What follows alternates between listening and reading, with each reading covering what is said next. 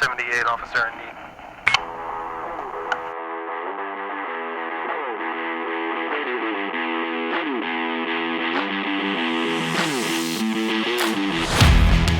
What's up, guys? It's Matt from the 1078 Project. Hey, if you're new to the podcast, a little bit about our organization. The 1078 Project is a nonprofit organization that's been founded and developed by law enforcement officers who have been involved in officer-involved shootings. Our goal here at the 1078 Project is to provide resources to officers and their families who have been involved in critical incidents or officer-involved shootings. These resources include mental health resources, spiritual resources, and practical resources to ensure that officer and his family are as prepared as they could possibly be to face the challenges ahead. In November of 2022, I was involved in an officer-involved shooting, and the days to follow left me feeling extremely unprepared and really anxious for what was to come. My personal goal, and the goal of the 1078 Project in general, is to ensure that no other officer has to feel that way. If you're new to the podcast, give us a like, give us a subscribe. If you've been supporting the 1078 Project since day one, thank you so much. It means the world to us. We couldn't do it without you. We love you guys. With that being said, we're going to dive into today's episode, and I'll see you on the other side, boys. Welcome back to the 1078 Project podcast. This is your host, Matt. Today we have an awesome guest in today, probably one of the most mentally resilient people that I know personally. A coworker of mine, an overall good dude. I'd like to welcome in Matt Wagner. How you doing, man? Good to be here. Yeah? What do you think? It's pretty Legit? cool. I like what you got here. All right, cool. We've been trying pretty hard. So, we talked a little bit earlier. My goal is for this to be like kind of like your autobiography for your ability. I want you to have the ability to kind of share your story. So, before we dive into that, I want to give a little bit of insight on your career. So overall, how long have you been a police officer? Because I can't do math. 15 years now. 15 years. So from 2008 to 2014, you worked for the Dallas Police Department. Yep. You went to the academy there. You got to the rank of senior corporal in FTO, and you were a detective in the domestic violence unit.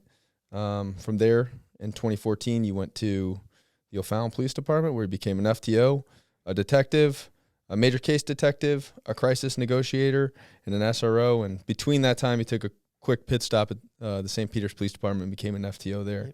Brief hiatus. Yeah. So that's a long career, man. Overall, super long career. I think I'm almost at 12 years, so you got a little bit on me. I'm catching up though. You're right there. Yeah. So like we said earlier, this is your chance to kind of tell your story. If I say 4 words during this entire podcast, I'll be 100% happy. So I want to open the floor to you. If you want to start it like your childhood. What was your childhood like? Yeah, good. I was born in Columbus, Ohio. We lived about 35 miles south of Columbus in a small town called Amanda, and went to a school where everybody was in the same building. Elementary through high school. My dad graduated from there. My brother went there. His brother, Really? So it was a small town. How many people do you think were in your town? We were just there a couple years ago. I want to say it was like 800. Now that was as of a couple years ago. So even smaller back then. Yeah, it was smaller back then. Yeah. What was your family dynamic? Mom, dad married? Oh yeah. My parents married my whole life, so Awesome. I had a very stable. What brought you guys there? Did your dad do something? So my dad worked for Rockwell, which then became Boeing. Oh, okay. In Columbus, and then once it became Boeing, they transferred him out here to St. Louis. So that's how. Okay, that's how you guys came back here. Yep. I was in elementary school, second grade-ish. When you guys came to Missouri? Yeah. Okay. So for me, St. Louis is home, but I've been elsewhere. Yeah. Did you guys live in like the St. Louis metropolitan area? Fenton. Okay. Yep. That's where when we first moved here. It's where we spent majority of our time. You play sports or anything growing up? I dabbled in a few sports, but never. Yeah, nothing I stuck. wasn't like a career football player through high school or anything like that. Where did you go to high school? Fort Zumwalt North High School. Okay. Fort Zumwalt North. I went to North Middle School for 7th and 8th grade, and then went through North High. Okay. O'Fallon. When did you become interested in law enforcement? I had honestly been interested in law enforcement childhood. I don't want to say like early childhood, but since I was a kid, just a job that looked cool to me. Yeah. That's. I wish there was some cooler story to that, but it's just something that always kind of intrigued me, piqued my interest, and always kind of had an inkling to go towards it. Any other police officers in your family or anything like that?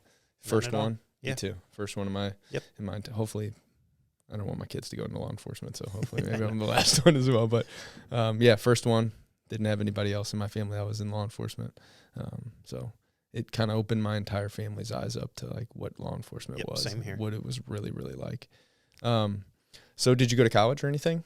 I did. I did a little more untraditional route. After high school, I got in. A buddy of mine who owns his own company in the area now, his dad, he was a close friend of mine while we were in high school. And when we graduated, then his dad got us into the Carpenters Union. So right out of high school, it was pretty good money. It was back in the 90s when the economy was booming. O'Fallon, I did a lot of work in O'Fallon. It was still growing like crazy at that time. So it was a lucrative career right out of high school.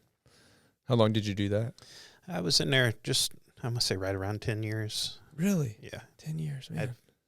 I was 28 when I started law enforcement. So that's kind of now that you say that, I know a lot of guys that went straight into the trades and then eventually somehow ended up in law enforcement. Yeah. So out of high school, 10 years in the Carpenters Union, what drew you to the police academy?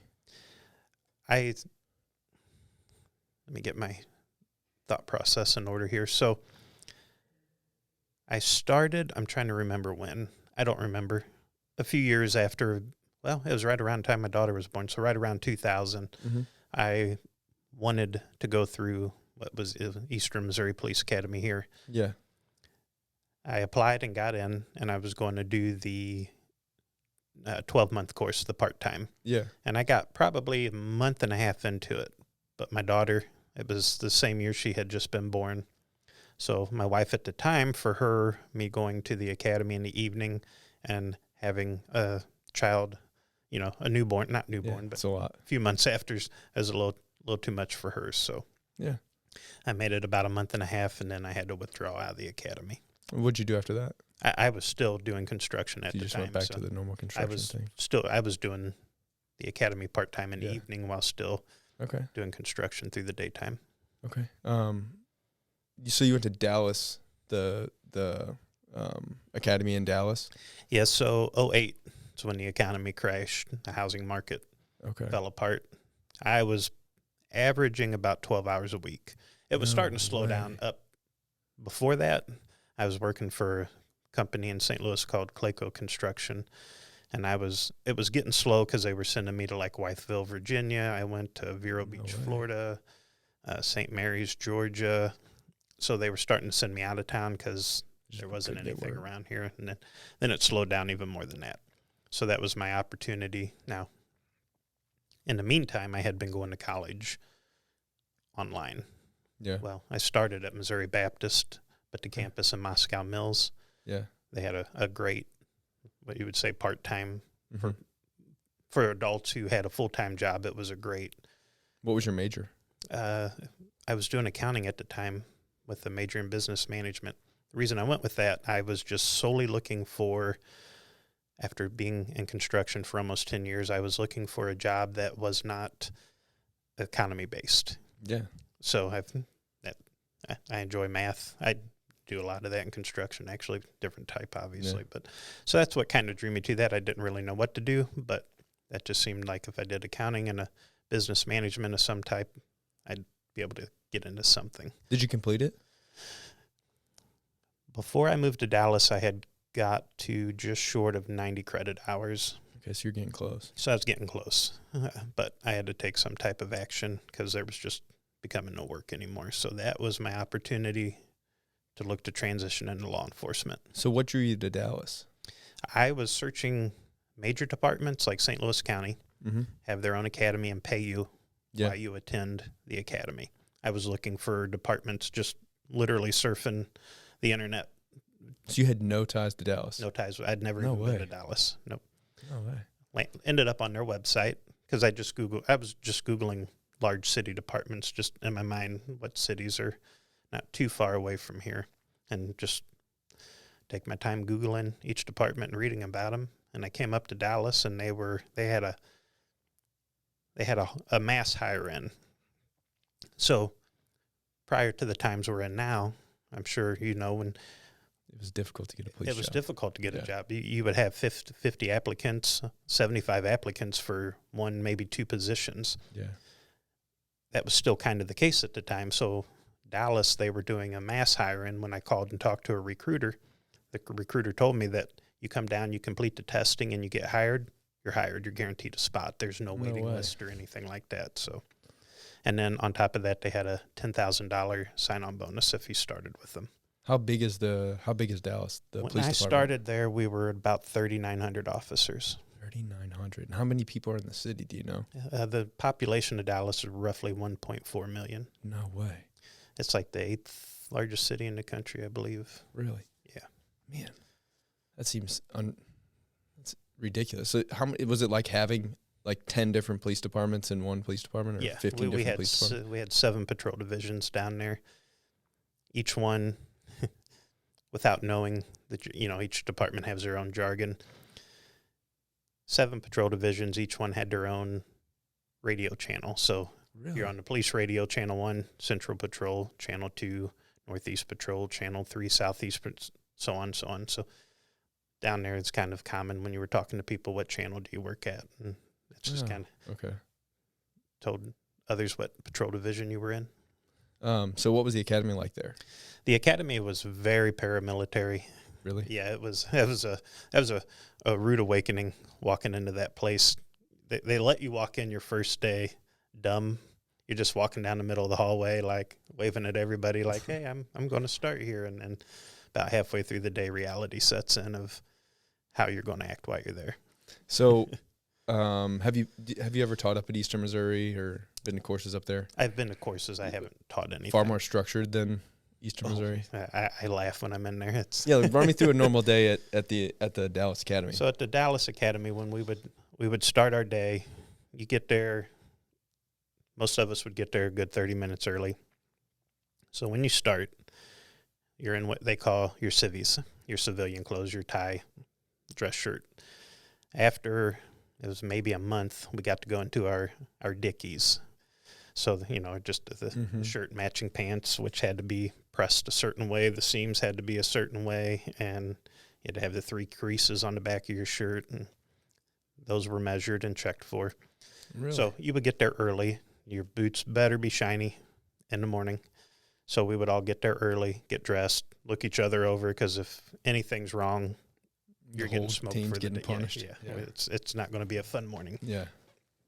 So we would get there about 6:30, get ourselves ready, be in the classroom. At 7 o'clock, you go out to the flag, front of the building, line up senior class down to what they call the baby class. So at that time, the building held 5 classes. It was relatively small for a small building, and it was its own building, kind of like St. Louis County is. But they would squeeze 6 classes in at a time. So all the classes would line up in formation outside from the most junior class all the way up to the senior class and do the whole flag presentation. And then after that, everybody would open ranks and space out, and you'd start doing your push-ups, count them off however they told you were going to count them off that day, whether it just be counting, whether it be the 10 codes, whether it be the Spanish alphabet, whatever it may be. That was you start counting it out. The Spanish alphabet. Yeah, we had to do 40 or 50 hours of Spanish. You think you still know it? No, I didn't know it then. I'd wish I would. Yeah, me too. I admired everybody. I really wish I could speak Spanish. Me too. It would help so much. Yes. There's outside of the storyline, there's nothing like showing up on a call in a heavy Spanish population neighborhood where somebody's bleeding, laying on the ground, people are screaming, somebody's running, and everybody's yelling at you in Spanish, and you're the white guy standing there like, anybody speak English? So that was because I'm sure there's a hefty Latino population in Dallas. There is. It's probably huge. I wish that's one thing that I wish. I took French in high school like a dummy. I wish I would have took Spanish. It just would have benefited me so much more in my life. But I tried, but it is very tough to learn a second language, and definitely props out to those who have. Supposedly if English isn't your first language, it's much easier. I guess English is like a difficult language to transfer over. But all right, so back to the academy. Yep. So we would after our formation, we'd go back in, and then whatever our day was that they had planned for us, they'd have all of our instructors were Dallas officers who would come down, various ranks, come down and teach whatever block we were learning, whether it was traffic code. If it was traffic code, they had a traffic officer that come down and taught. Spanish block, they had Spanish-speaking officers that would come down and teach us, and everything in between, SWAT. Yeah. We had building searches and the school shooting scenarios, MACTEC here. Then SWAT would take us. We had the advantage of going to like a old vacant, 15-story office building and actually do building searches with simunition rounds. So just whatever we were learning, they'd have an officer come out and teach us that day, and then if an officer didn't show up or an instructor didn't show up, then we had what they call PT, DT, physical training, defensive tactics. So, if a class fell through, if you're sitting in your class and you're getting ready, that particular block ends and you're waiting on your next instructor, and they walk in and say, get your DT clothes on. And now they got 4 hours to kill, so you're going to go run around and do whatever for 4 hours. How often did you guys PT or DT? Oh, at least once a day, even if it was just an hour or two. Or if we had, baton training was the most rigorous class that we had while we were down there, and that was 2 4-hour blocks in 2 days. So that was a total of 8 hours of just running in circles and swinging an asp nonstop, literally nonstop. How was theirs also 6 months long, or was it a year? It was 8 months. It was 8 months. It was 8 months. Dallas, the joke was anytime an officer on the street messed up and there was a new directive written because of them, another week was added to the academy. That was kind of the joke. But I think it was 6 months, met the state requirement, but they went 8 months for what they wanted to learn, because Dallas was their own academy. You had to be hired by Dallas to go through Dallas's academy. Okay, so everybody that went to Dallas's academy was going to be Dallas a coworker. PD, yes. Was there anybody that you went to the academy with that was on, you said, the same channel as you, or that worked out of the same? Yeah, we to start with, I think 6 of us went. Now, my class started with 60-some individuals, but I think we graduated 52. The 8 just dropped, couldn't take it, or? Yeah, some couldn't pass certain tests. Others just decided it wasn't for them. I think issues may have come up with a few others. There's just a whole various list of reasons as to why we lost folks along the way. So you graduate. What was do you feel like the academy really prepared you? As much as a classroom environment can. It was very good hands-on. We had what we called situation simulation. So where Dallas used to hold... Like role-playing type stuff? So where Dallas used to hold the Cotton Bowl is in an area called Fair Park, where the state fair is held every year in Dallas. And we would go out there, and they'd have dispatchers out there. They had a radio set up in one of the command centers there that they would use for the fair. And they would dispatch you. You'd be in your patrol car with your partner in uniform, and they would dispatch you, and you get on the radio, and you'd have to drive through the park because it was very large. That's awesome. And answer your calls. So that's like the most realistic training I've ever heard. It really was. There's I remember getting out of the academy, and then you get in a police car your first day, and you're like, they did not prepare me for this, man. I'm lost. That's one thing I gave props for about going through an academy that was specific to your department is all the codes you trained in, all the jargon that was used for the department that was specific to the department. You knew all of that walking in. You learned the computer system. You learned everything. So as soon as you got out and you got into patrol car, it's what you had been seeing for the last 8 months. So it was, Yeah, I didn't even think it about was that helpful. either. The computer system, like using like, Yes. ITI or whatever, you're aware, every you know how to city's use got it. their own. Yeah. So you graduate, I'm guessing they send you through an FTO program as well shortly after that, or? Yep. That was first, second, and third phase were 7 weeks. And then you had a fourth phase, which was 3 weeks long, and you went back to your first phase FTO. So they got to see you at the beginning, fresh out of the academy, and then they got to see you at the end. Then once that was done and you completed FTO, you had, I don't remember now, it was like 4 weeks-ish, give or take, of what they called little T, and you were just rode with the senior officer. You weren't on training, you weren't being graded, but you had to ride with the senior officer for like 4 weeks. Then you could get out. So you did 8 weeks in the academy, 24 weeks on training, and then another 4+ weeks in the car with a senior officer. Then you could. Is it still like this? Do you know?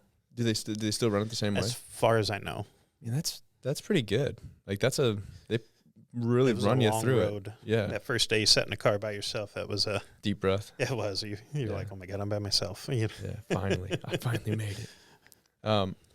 So was it kind of broken down like FTO kind of broken down like, out here where it's kind of progressive? So the first phase, it's, vast majority of your first phase FTO is doing most of the work, and then kind of as you go on.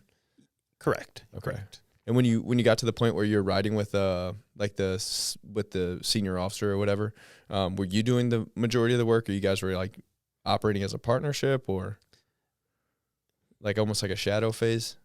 The intent was you do everything by the end. Mm-hmm. And fourth phase was geared to be shadow. Yeah. But not every FTO, they wanted to be in uniform, but they would just stand back and watch you do your thing. Yeah, okay. So like it was like a shadow phase pretty much. Okay. There were some that would dress in civilian clothes, and literally you're the only one on the scene. Other officers, they were like, no, I'm not wearing my uniform while I'm at work, so it just kind of depend on who you got. Man, they really seems like they try and prepare you pretty well. And I guess, Dallas isn't, it's a pretty rough area, and there's parts of Dallas that are pretty rough. Oh, yes. So by the time you get out, you need to be prepared, I'm guessing. So you talked about how it was like a deep breath when you got in your car for the first time. What was your first day like? I don't remember a lot of it. I do remember I answered a call in a certain project neighborhood. I forgot the name of it. I could take you right to it, but the name of it evades me. It wasn't even anything exciting, but I was on my own, so that's what sticks out in my mind. Yeah. A couple of calls because I was in the downtown area, so just riding through downtown by myself, and got like an alarm call in a big, tall building, and had to go up to like the 18th floor to check it out, and just that's unheard of, man. I can't even imagine that. Nothing too crazy, but it was just stuff that stuck out in my head because I was by myself for the first time. So did you ride by yourself? What, like a lot of big cities like that have partners. Correct. Was it a ride by yourself forever type thing, or? No, there are certain beats and certain patrol divisions that are mandatory 2-man. So you're not going in those areas by yourself. And I've worked several of those.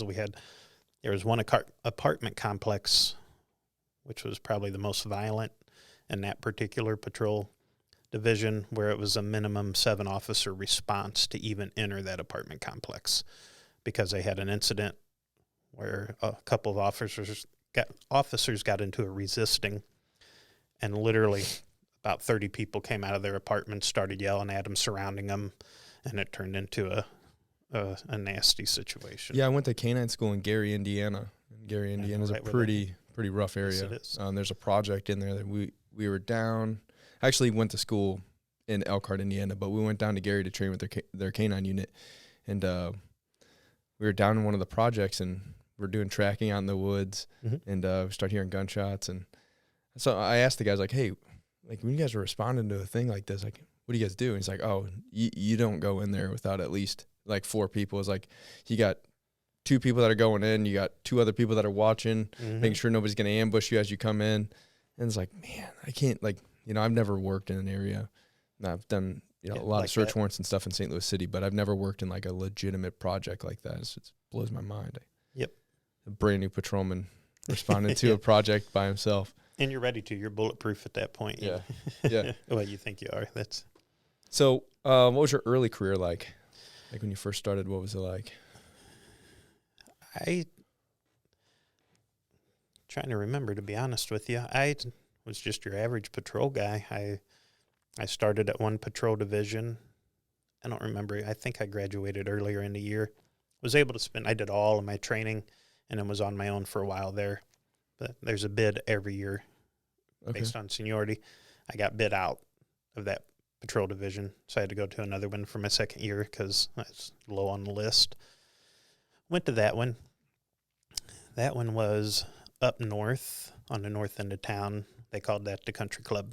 Nobody wanted to work there. Yeah, it's a little nicer area. You had some rough patches in one area, but then on the other side, literally like Ross Perot, Mark Cuban, George W. Bush, you had those calibers of, that caliber of, I don't even want to call them homes. Those are like estates. Yeah. But, so you had a nice blend there. So if you broke down like each area, or channel or whatever, how big do you think each area was that was covered? Was it like the size of St. Louis City or smaller or? Maybe a little smaller. Maybe, I don't know, some were close. Like Central Patrol was very small, but it encompassed downtown. Super dense population. Super dense. And then through the daytime, all the people that come into the city to work, they said the population expanded by over close to 1 million people. Really? With everybody that would come into the city from the suburbs to work through the day. Really? And then at nighttime, you had the hot spots, the clubs and stuff like that. Everybody, baseball game, or not baseball, basketball and hockey. Baseball. What was the most desirable area to work? Like, where did people want to work? That was a personal preference. You had guys so the south end of Dallas is the bad part. The middle, it's kind of blended. Further north gets a little better. Still has some rough patches everywhere. But so if I had to guess, you had a bunch of young guys working on the south side. Correct. A bunch of guys about 15 to 20 years in the middle, and then the older guys that are kind of riding out retirement in the north end. You'd be surprised because it also depends on where the officer lived. If you lived on the north side of the Metroplex, then folks would tend to stay more north because they didn't want to drive. Like from the far north end of Dallas to the far south end of Dallas was about a 43-minute drive on the highway. So it was 43 minutes. Yeah, from the far. Really? Yeah, the furthest north to the furthest south point huge. of the city. So it was, and then if you were up a couple of suburbs, to the north or to the south, it could be quite the haul, especially with traffic. Was there a living requirement? No. So you didn't have to live in the city? Correct. I get for a long time St. Louis had. But then you had some guys that live an hour and a half away, and I will only work at this patrol division because that's my home. That's where I went to out of the academy. I've been there ever since. Don't want to work anyway. So it was just kind of a. Did the vast majority of guys start their career and end it there, or was it kind of like there a bunch of turnover? Yeah, with Dallas, they paid for you. They paid you your salary while you attended the academy, but they didn't have a contract of any kind. So if you got hired on, you went through the academy. The day you graduated, you could quit and go somewhere else. Now that you're fully trained, you didn't have to pay anything back. Really? Did guys do that? A lot of guys do that? There were a couple that did. So it was kind of a mix. Yeah. What was it like a normal daily call load? Were you guys running call to call or? That depends on the time of day that you're working. Day shift, you can tend to get burglaries by the end of the day. Did they do 12s, 8s, 10s? They did 8s. Okay. They did 8s. I don't know if 12s was too much of a thing. I think 12s were just starting to catch on throughout the nation as a shift for law enforcement at that time. Yeah, 8s you just constantly feel like you're at work, man. Yeah, well, and down there, you bid for your shift, and the bid was for a year. And if you didn't have, I think about 18 years was the magic number, you wouldn't. Like my days off were Wednesday, Thursday.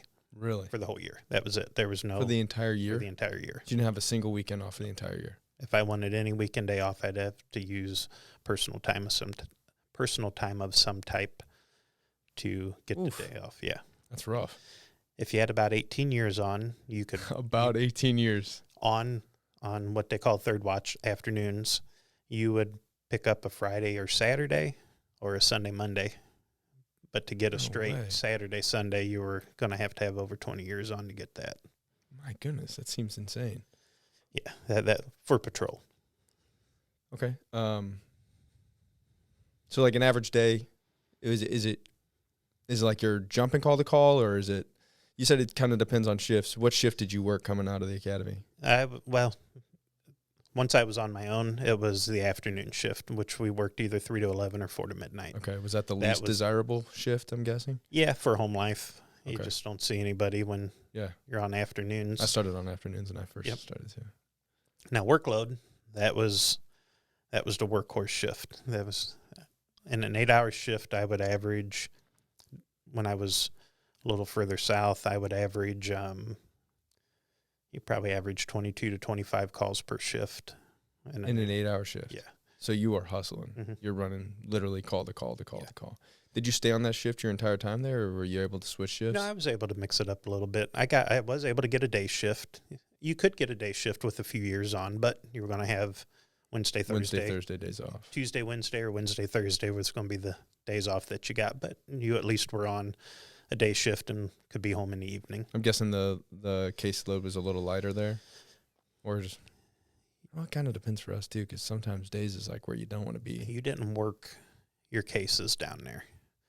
So you went and answered a call. If there was no suspect information, or if the suspect was gone, you were done. You type a report, submit that report, and it spits out in whatever recording bureau that it goes to, whether it be robbery, burglary, property crime. It would go to the corresponding, literally print out in a printer in that detective bureau, and you were on to the next call. There just wasn't time.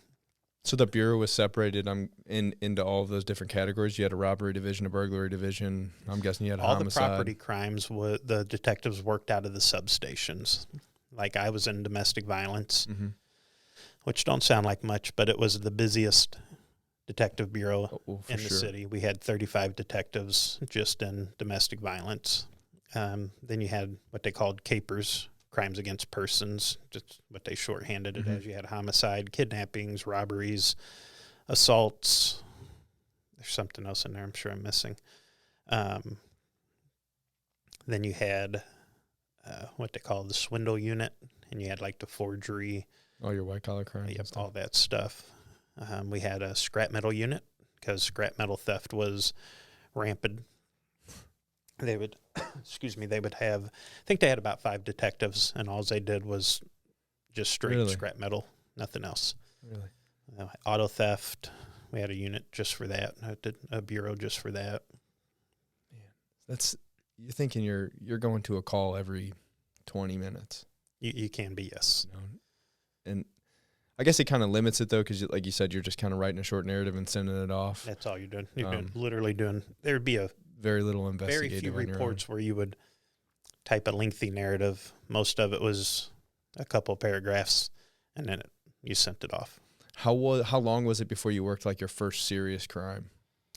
Like when you got out of the academy, how long was it before you worked your first like legit robbery or your legit homicide or something like that? I had a homicide on field training in an apartment complex down there. That was my first phase. So you were like barely into it. Correct.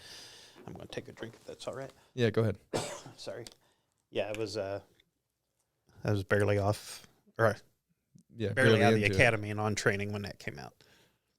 Was that a pretty regular thing, like a regular occurrence? You guys would work homicides, robberies, serious calls like that on a robberies were a dime a dozen. Really? There's always somebody getting robbed at gunpoint down there for whatever it may be, even if it's just a dope deal, and they got robbed during it. Man. You didn't even get excited when you're like, what's this going to be about? Like another one. You didn't even get excited after a while because it was just mainstream. Do you remember your first like really hot call? like the first call you got that was really got the blood flowing? And had a burglary in progress. People were watched the door get kicked open, you know.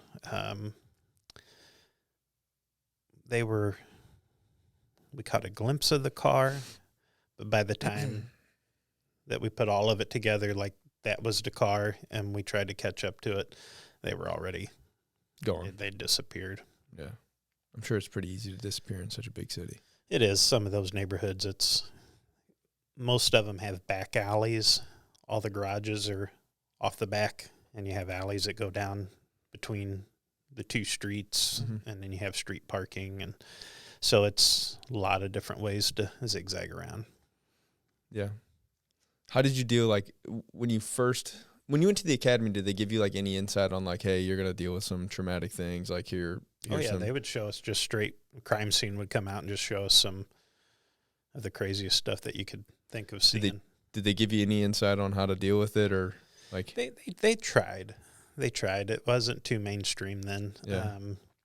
But there were officers that had been, you know, there's one sergeant that came and talked to us. His whole forearm looked like it had been through a meat grinder because he took a shotgun blast to his forearm when he went into a house, you know. So there was no shortage of officers that had been in some type of critical incident that would come down and talk. And so they gave it an effort. They did. It just wasn't.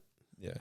Didn't jive. Yeah. You weren't picking up on it. Yeah. Like, it's okay to feel this way, and we got EAP, like, don't be afraid to use it. You know, that was the extent of it. Yeah. Yeah. Honestly, I think that's a lot of academies. Let's see. It's been almost 12 years since I've been through the academy, and I think that it was a pretty similar experience. It was kind of like, hey, you're going to see some things. They're going to affect you. Yep. And find somebody you trust and use the AP. You know? Yep. So we talked about your first hot call. How long was it?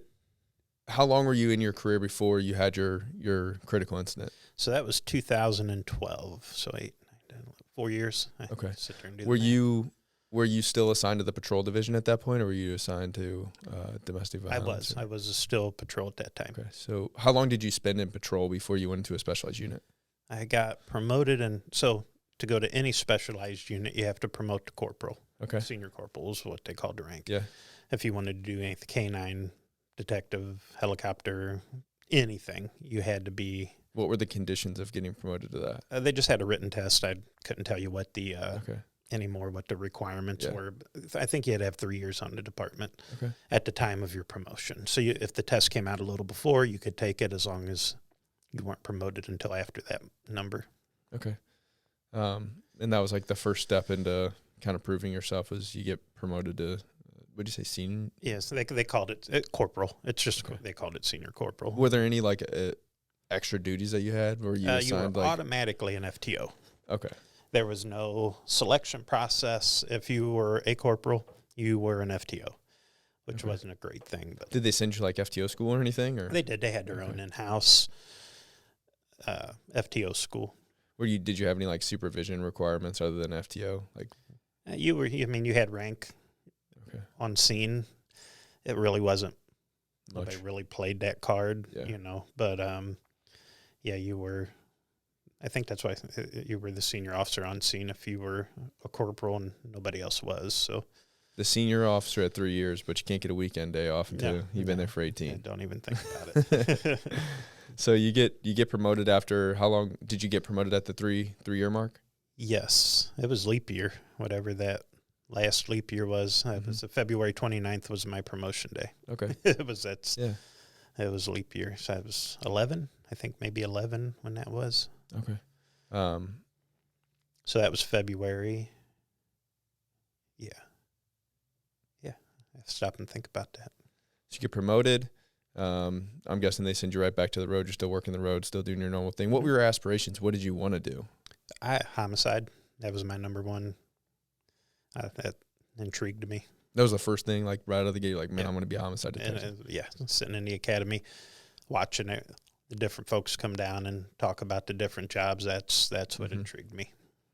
And I'm guessing by getting that first promotion, you were trying to set yourself on the road to got to get the promotion to be eligible to be a detective. Okay.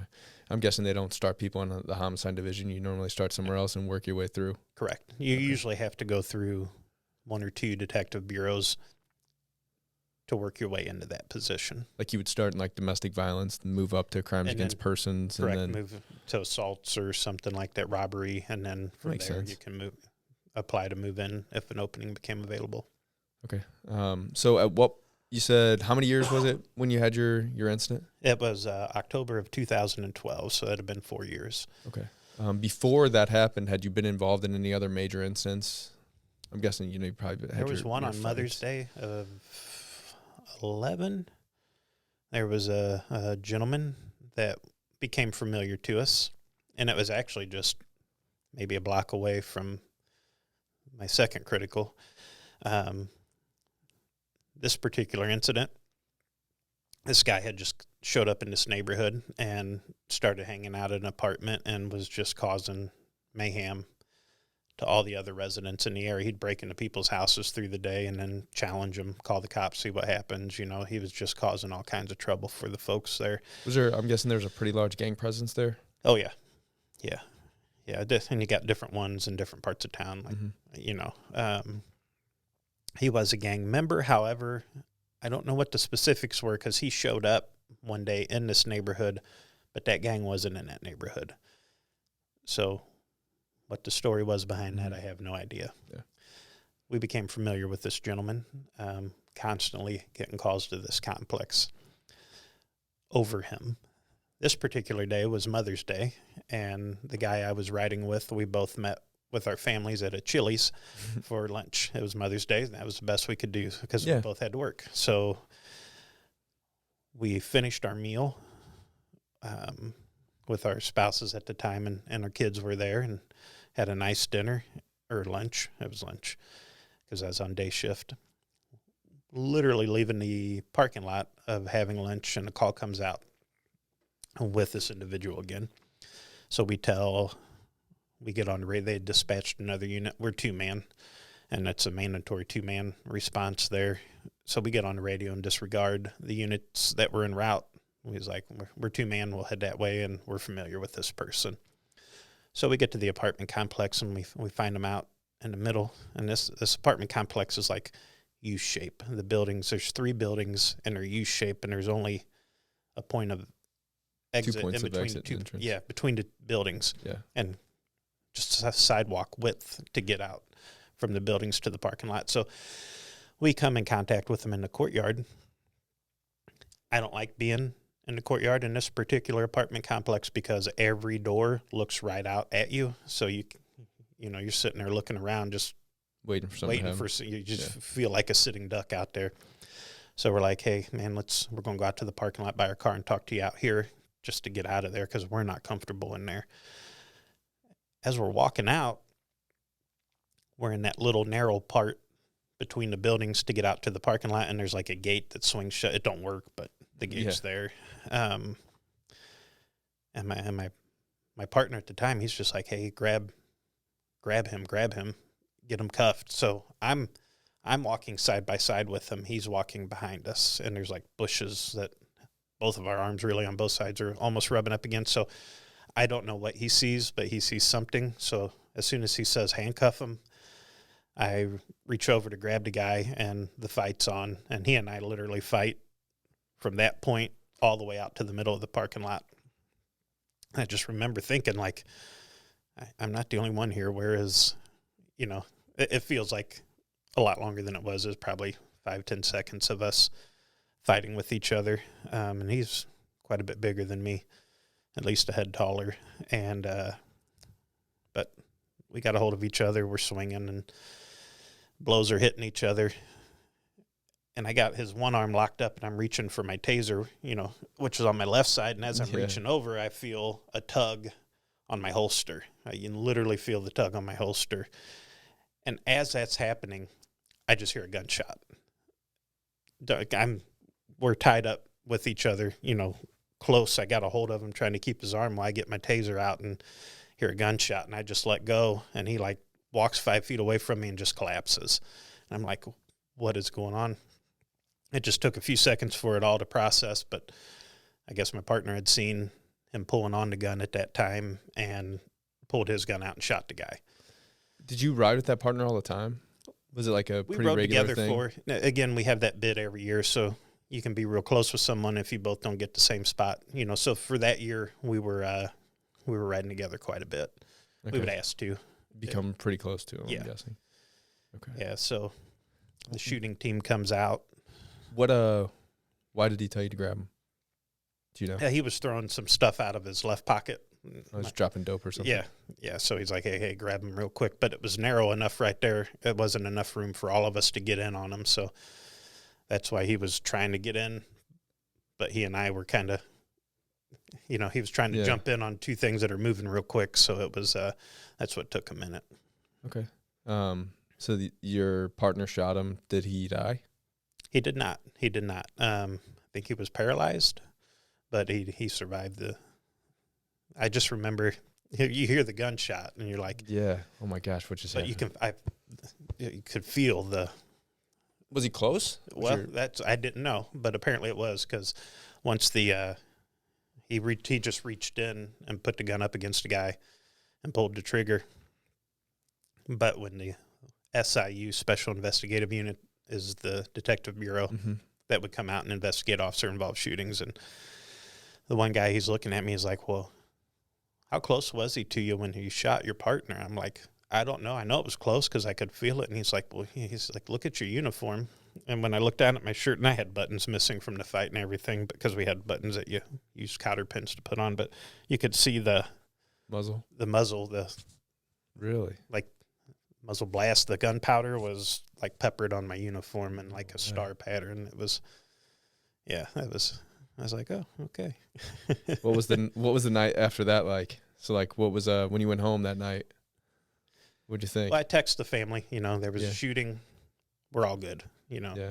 So I don't even remember, to be honest with you, if there was any other than telling the story. If there was anything more really said than that, to be honest with you. No resources given to you or anything like that? No. It was kind of like, hey, you're all good. I don't even know if they asked. I was good. Yeah. With the situation, but I know he was put on admin leave out of policy. I don't know if he ever got any. Did you? Were you put on admin leave, or did you just go right back? Because I didn't shoot, so. Okay. Yeah, you didn't shoot. But the crime scene van comes out, they take your gun, count your bullets, all that good stuff. So it was just the whole process. Interesting experience to go through. How long before that? How long before your second incident did that first one happen? So that would have been Mother's Day of 11, and mine was the second one was in October of 2012. Okay. Were you working the same area? Same area, but different shift. What shift were you on then? I was, the second one I was, the first one I was on day shift. Yeah. The second one I was on afternoons. Okay. So. But to throw even more of a caveat in there, the second one I was actually working secondary. Oh, really? Yeah. So it was after my afternoon shift had ended. What was the pay like there? Was it pretty good? This was 2008. The starting pay was like $46,000, I think it was, which wasn't high, but it wasn't bad. Yeah, I don't know the cost of living in Dallas. It kind of really depends on that. Like, housing prices are probably pretty comparable to what they are here. Okay. Big advantage with Texas, you don't have personal property tax, you don't have state income tax, there's no sales tax on groceries. When you buy a car, there's no sales tax on groceries? On edible items. Really? If you buy charcoal and beer, you're going to pay sales tax, but if you buy the steaks, then you don't have sales tax on that. Really? And then when you buy a car, the sales tax was $500 set. For any car. No matter the car? Yep. Whether it's a $2,000 car or a $100,000 car, sales tax was $500, and it was pre-printed on all the sales contracts at the dealerships. Really? It was set by the state. Okay. So you picked up secondary. What was second? Like, what'd you do during secondary? I worked a whole bunch of different. It was just so plentiful in a city like that. You can work all you want. This particular job was at an apartment complex within the patrol division that I was in. Yeah. They were having so many robberies within that apartment complex that the city was going to shut them down on a safety violation. The apartment was trying to work around that, and the agreement they came to with the city was they would have off-duty officers working in the evenings through the week to try to curb the violent crime that was going on. So to avoid being shut down, that's what they agreed to. When you say it was an apartment complex, was it like a government-assisted apartment complex, or just a? I know they did like have financial assistance, but I think you could also go in there and just get get an apartment if you needed. Let's jump into that one. Let's So at this point, you had been a police officer for how long? 4 years. 4 years. Yeah. One major critical incident that happened before that, and then you're working secondary. So the story behind it is there were a lot of robberies taking place. Mm-hmm. The apartment complex was huge. It was like almost 2 city blocks, so it was a very big apartment complex. However, the population of the apartments was primarily Hispanic, some African American, but primarily Hispanic folks. And these were good folks. These were the guys that went out, worked 14 hours a day, still had family back in Mexico, but there would be, some of them was families, there'd be like 6 dudes sharing one apartment. Sending all their money back home. And sending their money back home because their plan was they were going to be here for however many years, 10 years, and then they were going to retire and go back home. So that was the primary population. It's insane because we get that here all the time. Mm-hmm. I literally just went to a call on the last day that I worked, and it was that exact scenario. It was 8 dudes from Guatemala all living in one house, working for a landscaping company, and sending all their money back home. And that's why a lot of those individuals work as many hours as they do, is because that's what they're here to do. That is their goal. That is their purpose of being here, is to collect as much money as possible, because ultimately they want to go back home. They want to go back to their families, and they want to retire. Mm-hmm. So, and I just know that from talking with a lot of the folks down there, because I was in a heavy Hispanic population. Loved the culture. It was the little grocery stores and the little restaurants. And anyways, I'm getting off topic, but no, you're fine, dude. Just good. You're completely on topic. I like this. Good people, really good people. I really grew a liking to the culture. Yeah. And what was causing these individuals to be targeted in this apartment complex, because it was a heavy Hispanic population of, well, you would say illegal immigrants here working. They don't, because they were illegal in status, they could not go and get a checking account at a bank. And Green Dot and all that really wasn't a thing at that point in time yet. So what they would do is when they got paid on Friday, they would go liquor store, whatever corner store nearby, cash their paycheck, and then some point over the weekend, they go to their local little market where they could wire their money home. However, on Friday nights and Saturday nights, a lot of these other folks know that everybody just got paid. All these guys have hundreds and hundreds of dollars in their pockets.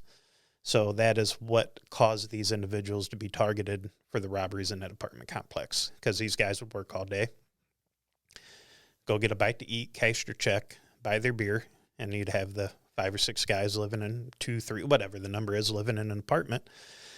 They would then get home 10 o'clock at night, fill their cooler up, put their cooler in the back of their truck, and they would just sit in a parking lot, play some music, and they would just sit there and unwind and have some beers, which made a perfect target for these guys driving around doing the robberies. Before we jump into further into that, so which area in Dallas were you at this point?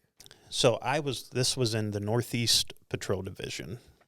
This was specifically in an area of Dallas called 5 Points. And the reason they call it 5 Points is there was 5 streets that came to one intersection, and that's where the nickname came from. Okay. They called it 5 Points. Okay, so you're working in this 5 Points area, and what shift are you on? At that point, you were working secondary, but what shift were you assigned at afternoons? Okay. So I was working 3 to 11, and then when I got off At 11 I think o'clock. the apartment job started right around midnight. Okay. And we go to like 3 a.m. or something like that. I don't remember exactly, but that's roughly. Okay. Roughly And was what it like was.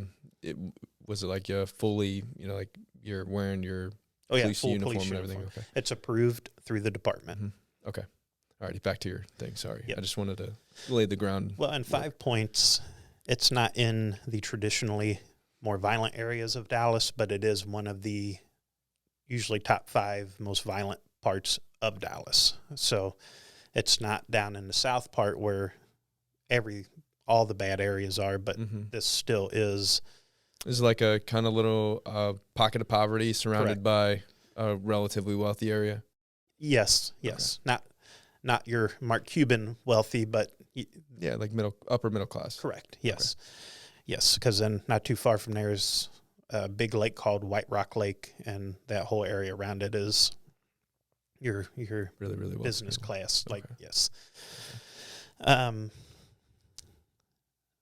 So that's kind of the whole premise.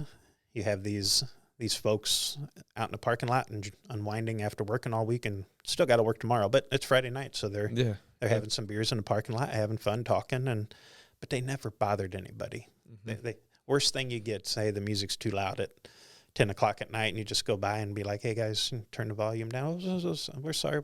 And they turn it down, and you'd never hear another thing out of them. That was, so these were the folks out in the parking lot hanging out. So our job, while we're working secondary, they provided us a golf cart because of the size of the apartment complex. Our job, and it was 2-man, so it was me and one other officer. Our job was to just ride around. If we saw anybody outside, you could tell right away if they lived there. If they did, do you live here? Yes. Okay. Go inside for me. Take your beer, go inside. If you live on the second floor, go out on your deck. We don't care that you're outside. Just don't be out here in the parking lot where if these dudes roll up, they're going to get one over on you and get your money. And they understood. They're like, oh, thank you. And they would go inside, and and then you'd start seeing folks coming out on the patios and when they were on the first floor, we asked them just stay inside because anybody can pull up and walk up to the little patio there by the drive or the parking lot. So that was our whole goal. It's just not to have anybody outside moving. If nobody's outside moving, there's no robberies. So I had been working this for several weeks. Walked up on a guy, questioned him what he was out doing, and he had a sweat jacket on with it zipped up like a hoodie, but a jacket. And his 2 pockets were bulging so full of individual baggies of marijuana. Like his pockets were literally, I could just look down. I'm like, really, dude? And he's like, but it's my birthday. I'm like, yeah, but you're doing some distribution here. Like, so yeah, had to make an arrest on that because he ended up having like 30 some bundles of baggies and a whole lot of cash. And anyways, that turned into a whole thing. But was that the only thing that you've dealt with really that was serious? It's not necessarily serious, but the enforcement action that you took? In the parking lot. And we weren't even looking to take enforcement action, which is the funny part because literally, hey, dude, what you doing? I'm going to get my mail. This was that guy. Like, okay, it's 12:30 in the morning. We're going to get your mail. Life works a little different in those neighborhoods. But anyways, so took that. Then other folks, if they weren't there, it'd be like, where you stay at? Oh, I don't know. Get off property. And if they wanted to get an attitude, we give one back. And 90% chance if you ran somebody in that neighborhood, they were going to have warrants. Like that was a given. The warrant wasn't even a big deal. Half the time we wouldn't arrest on them because we didn't have the time to tie up the road on a municipal warrant. That just wasn't. This is a side question. So when you worked there, did people come pick your guys up for you? Did you have to bring them in? No, they'd have to come pick us up. Okay. They would have to come and pick them up for us and take them to the jail. So was that somebody's like designated job? No. Oh, you just like pulled a little available. bad straw. Yeah. So we tried not to do that because if you were that guy on duty and you got that call, you were, Yeah. But if it needed to be done, it needed to be done, and we would do it. But that would tie you up for a couple hours because the Dallas County Jail, loose stare, it's not a quick process in and out of there. So anyways, that's why we would just go around and be like, do you live here? No, get out of here. If you come back, then we're going to we're going to have problems at that time. Otherwise, and we'd follow them in our little golf cart and till they left the property. On this particular night, we're patrolling the parking lot, and there is a row of parking where the cars would like nose into each other, but there was a little, maybe 2 foot wide grassy median. There was a curb, some grass, and then a curb. So if you were on this side, you had to go up and around the loop back down to the other side. You couldn't just cut through the cars because there was on foot you could. But if there was an open parking lot and you had a car, you would drive up on the curb and through the grass, so you'd have to go around it. Yeah. So we're on the one side of it, just driving slow. Nobody's out, but we're looking in cars because it's real common for folks to be in their cars doing stuff too. And I'm driving, and I look over the other side of the parking row, and there is I see an individual sitting in a minivan, and he's sitting in the second row, like where the sliding door is. And we literally make eye contact. I look at him, he looks at me, and as soon as he sees me looking at him, he ducks. He just hits the floorboard. And I'm like, yeah, okay, something's up. We're talking to this guy. So I tell my partner, I'm like, hey, there's a guy in this car over here. He just ducked down. We're going to go around and talk to him. And he's like, all right. So we circle around and come down the other side, stop a few cars short of him, and we approach the minivan, and we each take one side. And we walk up, and he's still sitting in there. And we just try car door handles. That part of town, that time of night, there's no just walking up and talking to somebody. If you are walking up and approaching somebody, you're going to pat them down right away. There's no playing around there with that. It's an instant. Yeah. I'm patting you down really as I'm area. talking to you. Then once I know you don't have a gun, then we're going to talk normal. So we just open the car doors. My side's locked. The partner I'm with, his side, which is the passenger side, he tries that sliding door of the minivan, and it comes open, and the guy's sitting in there. And he starts telling him to come out. And he's, nah, I ain't getting out of the car. What you doing? You ain't got no reason to talk to me. Fuck you. So I come around to his side. And as I come around, my partner's like, it's the last time I'm telling you, if you don't come out, we're removing you from the car. So he begrudgingly, because he had slid over to the far seat by that time on the driver's side. So he slides over, and as soon as his feet hits the ground and stands up, we each grab an arm, spin the guy around to put his stomach up against the van. And we're like, what are you doing over here? As we're starting to pat him down. As soon as my partner's holding him, I start patting him down. As soon as I start to pat his waist down, he pulls away like he's going to run. So it's dynamic, so he's able to break free, and he gets like 2 steps, and I was able to get a hold of his left arm, and we're between 2 parked cars. Mm-hmm. So we just got that yellow line below us and just a little bit of room. So I grab his left arm, and all I can think is I'm just going to slam him under the car next to us. So I grab his arm, and literally as I'm getting my momentum ready to slam him against a car, I just hear two pops and see I can see the muzzle flash, which I didn't know was a muzzle flash at the moment. So as soon as that happens, I'm like, what the hell was that? Because I don't see anything. And I disengage, and I'm like, I'm pretty sure he just shot me.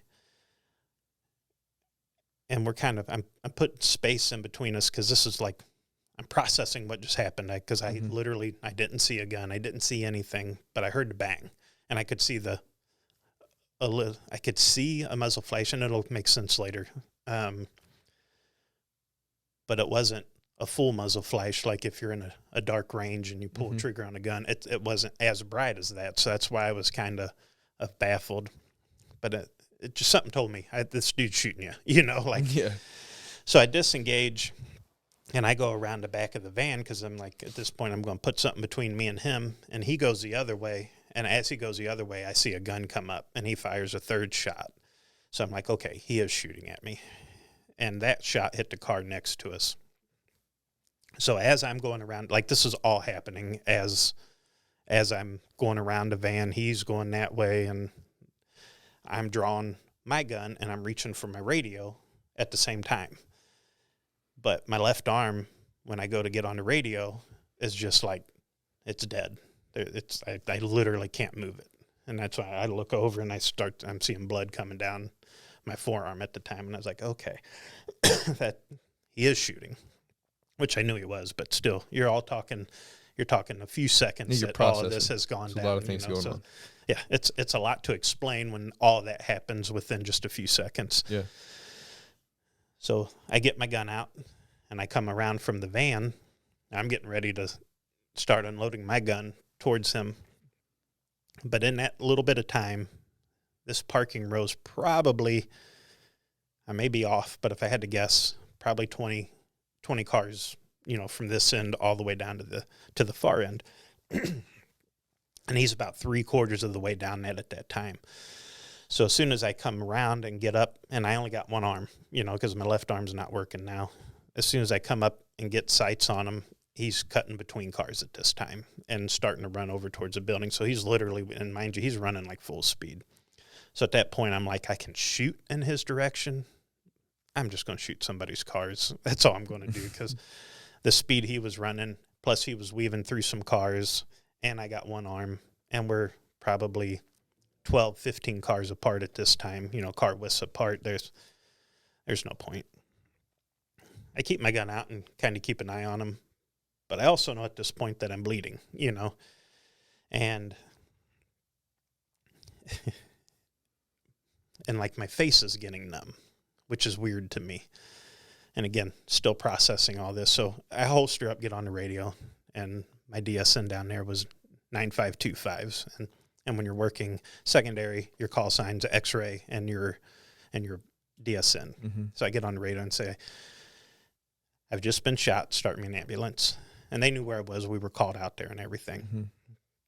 At the same time, I'm kind of like, where's my partner? Because I don't hear any gunfire. I'm by myself. And this is kind of where it all blurs to me. I remember it, but not vividly. Mm-hmm. So after I get on the radio, I can start hearing sirens, kicking on in the distance. So I'm like, okay. So then I come back out to my gun again, because I got one hand, and I seen the building that he ran across. So what's going through my mind, he's going to circle back around, and this is going to continue. Like, he's not done. I'm still alive. Mm-hmm. I'm thinking he's going to come back. So I ended up pursuing him for quite a ways. I don't know, a couple 100 feet, that's what I don't remember. I'll explain that later, how I ended up finding that out. So I had ran after him, and then I circled back and came back to that spot because our golf cart was there. So that was kind of my spot. Sorry. And I remember sitting there, or I'm standing there, and I'm like, I think I'm going to pass out. I've never passed out before, but this must be what it feels like when you're going to pass out. That's just literally what's going through my mind. I'm like, my face is numb. My eyes are burning. My eyes are closing. I can't keep my eyes open. I was like, I better sit down, because if I can't keep my eyes open, I'm going to pass out. And by this time, I got a pretty good pool of blood coming out the bottom of my leg, which I don't know yet either, that there was 2 shots, or got shot in 2 places. I just know my arm's not working. So I hear the sirens. They're getting closer and closer. And at this time, I finally hear my partner on the radio. I don't see him yet, but I hear him on the radio, and he's giving directions how to get to us within the complex. So I just sit down. I still got my gun. I'm like, in case this dude comes back, but I think I'm going to pass out. So I just sat down, and I waited. Like, I'm going to pass out. I know I'm going to. Like, my face is numb. This is not normal. I'm just sitting there waiting. I was like, okay. And the sirens are getting louder and closer. Now I can see lights starting to come through the building, the police lights. That's a good feeling. Yeah. And by this time, they're any direction you turn your head, there's sirens coming. And I see a car turn in, and they come flying up. And I'm like, well, I haven't passed out yet. It's like, well, I'll stand up and wave at the guys and let them know, here, I'm right here. So they jump out of their car, and they got tourniquets and everything, and they're like, they instantly aid me, you know. Yeah. And then I see my partner come out. So long story short with him, he found a place to hide when the shots were fired, and he stayed there until the first units arrived on scene. So that's what ended up happening to him. He said he was taking cover, but yeah, I never saw him from the time the shots were fired until the first unit showed up on scene. Oh my God. He was behind a dumpster somewhere, and that's where he stayed. Was that somebody you had ever worked with before? He was a sergeant, and he was a sergeant on the shift I worked, but he wasn't my sergeant. He was a sergeant because we had a lot of sergeants, because we had 25, 28 officers on one shift, just the afternoon shift, so there was quite a few supervisors. So I knew who he was. I had worked with him, but not for him as a sergeant. So, yeah, I mean, I knew who he was. So the guys run up to me, and they got their little medical bag, and they're running up. They start taking my belt off, trying to figure out where I got shot. And the first thing they said, well, the first thing I remember them saying is, dude, you got mace all over you. And I was like, that's why my face is numb and I can't open my eyes. So that was kind of a funny story, or a funny part of the story. How did that happen? So the second, whichever, one of the shots, I had a little flashlight that I carried on my waistband, and I have my mace can next to that. The bullet hit my flashlight. I still got it at home. The side's all dented in. No way. Then it went through my mace can holster, exploded my mace can, and it shot out like a missile out of my pepper spray pouch. No It way. unsnapped the latch, and it shot out, and it was like 10 feet away from where I was at the time that the bullet hit it. And it was still laying there split open, and all of that just went sprayed all over you? All over me. So that was the feeling that I had of I'm going to pass out. I couldn't feel the mace. I couldn't feel the broken arm from the bullet. Yeah. I knew my arm didn't work, but the adrenaline was still at such a level, I had no pain at this time. So I was having the effects of the mace, but it wasn't that burn. Yeah. That didn't come until I got to the hospital and started chilling out. Then everything started kicking in. So they came up. They were trying to figure out where I got shot. They knew my arm, but that really wasn't bleeding at a level that's, hey, we need to get a tourniquet on it. It's bleeding, but it's not. Yeah. You can tell it's not It's not arterial arterial bleed. The leg was the concern, but the bullet had hit high enough up on my leg, you like couldn't get above it. You couldn't get above it with the tourniquet. So that's their little triage that they're giving me as they walk up. They get my gun belt off, they get my vest off, like they're trying to, where's your holes that we need to address. So while they're doing that, many other units have come in at that time. There's an ambulance somewhere, but it will not come in because there is a armed gunman on the loose in the complex. So the ambulance will not come in to me. They're on the radio calling for the ambulance, and dispatch is like, negative, they're not coming in. You can bring him to the ambulance. Well, how far were you guys away from the ambulance? I don't even know where it was, to be honest with you. Really? All I know is they're like, screw that, the hospital's a mile up the road. They scoop me up, and they take me around and throw me in the front seat of the squad car. The driver gets in, because they were a two-man unit. First they both take me to the passenger front seat and throw me in. And bless them, like they were doing everything they could. But when they threw me in, this is when I started feeling things. My left arm, from your elbow to your shoulder, that is your humerus bone, which I have learned through that incident, slammed against the MDT in the car. Oh. And I probably let out a scream that was, they're like, we're so sorry. I'm like, it's cool, it's cool. Get me to the hospital. Just get me to the hospital. It's cool. Don't do that again, but it's cool. And they jumped in, and they just drove me up to the hospital. It was Presbyterian Dallas, which was literally maybe a mile away from the scene. So they just hit lights and sirens. Is it like a trauma hospital? No, it's not. They can handle stuff, but it's not your high trauma. Okay. In fact, they were confused as to why They went there. They being the hospital staff was like, why did they bring a gunshot victim here? We're not that kind of, we can, but we're not the best equipped for it. Yeah, well, you're the closest, so figure it out. Yeah, exactly. They're like, you're the doctors, this is your job. So they come, I remember the ride to the hospital, like, just make it to the hospital, because I don't know anything at this time other than I'm bleeding, my arm hurts, and I got mace on me. And that's literally all I know as to what's going on at this time, but I do know there was a lot of blood coming out of my leg. So that ride to the hospital seemed like forever, even though it probably took 3 minutes. But yeah, what's going through your mind at that time is like, just make it there. I can make it there, you know. And we get there, and one of the officers runs into the ER door to get somebody. I'm starting to get out of the car, like, come on. And then, like, several, I don't know how many there were, medical staff comes running out with a stretcher, and I'm walking to him, you know, and met him halfway and get myself on there and on the stretcher, and then they take me on in. What a savage. Good for you, man. Yeah, it's like, no, I'm at the hospital. I'm going in. Get me in this Get place. me in there and look at me. So, yeah, that's... you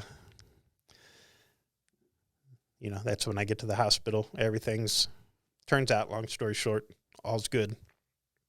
After the x-rays and the CAT scan, my left arm's broke. The bullet hit about the middle of my arm. It traveled up and was stopped up close to my neck. But it was deep in my shoulder at the time. Now it's on the surface. It's pushed itself up and just sits under my skin. But at the time... Hold on, what did you just say? It's still in there?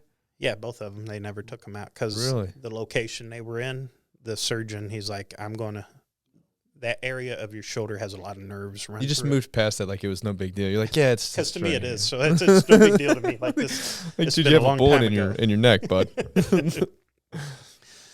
But, yeah, so it just sits under my skin. You can actually feel it. It sits right under my skin, about right in this area now. No way. The other one surfaces in my leg at some point.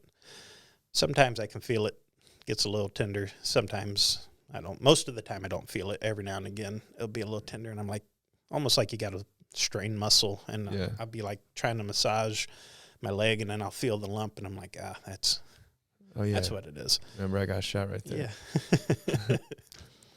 Yeah. So all in all, got super lucky. Just had a broken arm. Yeah. Over the course of the first night, I found out they got magic eye drops that day too. Once I got in there, like, really, the pain was kicking in from the mace, and they saw the mace. It was still all over my face, so they were wiping me off and cutting my uniform off with the scissors and getting me all stripped down. And I think the most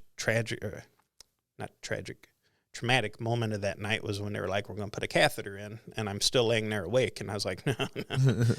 please Yeah, I've been through enough. And they did. They put one in awake. That was interesting. But they got my face all cleaned off from the pepper spray, and they're like, get the eye drops. I don't know what name it was, but man, they put them in your eyes, and your eyes go numb, and you feel nothing. So that was those are magic eye drops. Yeah. If you ever get pepper sprayed, keep that in the back of your mind. Yeah, Swing sure. by a ER, and I don't even carry it anymore, man. I do, because I have it in my car, but I don't carry it anymore. After that night and my mace can and my flashlight stopping it, I've never moved my mace can. It stays right there to this day. I may never use it, but it stays right there. Yeah. So you say it stopped it. So where did you actually get shot? Was it somewhere in the like pelvis area? Yeah, it's just like high up on my thigh here. Okay. Did the round hit those two first and slow it down, or? Yeah, and so when I went in and had the x-rays done, then they told me that, you know, the one sitting in your shoulder, and they're like, the one in your leg stopped about an 1/8 inch short of your artery. No way. Had it gone any further, it would have hit your artery. Really? So everything slowed it down and stopped it just Do you before. know what size was it? Yeah, it's like a 40 caliber. Okay. Yep. So I don't want to jump around too much. No.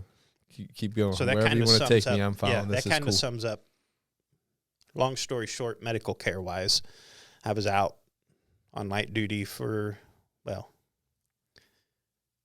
the first night in the hospital, the surgeon's like, I'm either going to just put a hard cast on your arm, that meaning like it's 2 plastic pieces that come together and Velcro. They can't do a cast because you got an open wound. Or I'm going to do surgery on you tomorrow and kind of squeeze because your bone went from being tight to popping loose and being hollow in the middle. He's like, so I'm either just going to cast it up because your bone will fill back in on its own. But I don't know if it's going to be crooked and I need to go in and straighten it out. He's like, so if I do surgery tomorrow, it'll be to open your arm up, squeeze your bone back together, and basically put some nails in it to keep it all Sounds tight. Delightful. Yeah. He's like, but I don't know. He's like, so I'm going to sleep on it tonight. And I'm going to come back in the morning, and I'm going to tell you what I decided. Come to find, he was a sports medicine doctor. Oh, really? Super highly respected orthopedic surgeon in Dallas on sports medicine. And he did not do work comp. But being a police officer and being shot in the line of duty, he's like, I'm waiving that. You're going to be my patient. I got you from here on out. He decided to just put the cast on there. He decided to just put the cast on it and let it grow back in. And it did. And it turned out just fine. Really? And he said, I'm not going to go in and take the bullet out of your shoulder because of the amount of nerves that do run through there. I'm probably going to do more damage to you than good getting that bullet out. It will push itself to the surface eventually, and if it causes you problems at that time, he's like, in Texas, you're covered for life with this injury. If you ever need to come back down, we'll take it out at that time, we will. But if it doesn't, you got a souvenir. And he described, as a doctor, his dream has always been to do surgery and pluck a bullet out of somebody and drop it in that metal pan. Ting. And hear that. Yep, that's. He's like, so you have to come back to me if you ever decide to have it out, so I can have that. I can play that fantasy out. And I was like, you got it, Doc. I'm good with that. Is it to the point now that you could have it removed if you wanted to? I could. It's right under the skin, but it don't bother me. Yeah. I don't even know it's there. Wow. So you were out for how long? I think about 3 months. I spent a week in hospital, just making sure everything's good, antibiotics, all that good stuff, pain control. And then once I got out, they got a hospital bed they had delivered to my house because I couldn't use my arm. I couldn't prop myself, brace myself, anything with my left arm. I had one of them triangles that hang from a chain from above your bed. So you could pull yourself up. Yeah, I had to have one of those at home, which was in my living room for about a month until it healed up enough to where I could start using my arm to balance myself, getting up out of bed, sitting down, things like that. Up to that point, I had to use that triangle thing to get myself in and out. Yeah. I want to take you back to when you said you sat down on the ground. What was going through your head then? Because I don't. What was going through my head at that moment is I don't know if I'm going to die. Literally, that's. I called my daughter and my spouse at the time and told them what had just happened, and I don't know if I'm going to make it. While you're sitting there? Yeah, while I'm sitting there. Yep. What'd they say? Yeah, panic. Yeah. Panic. And I think I concluded the phone call by saying, I think I'm going to pass out now, so I'll call you back. Oh, and I hung up the phone. God. Again, you got a lot going through your head at that moment, so it was. Oh, my God.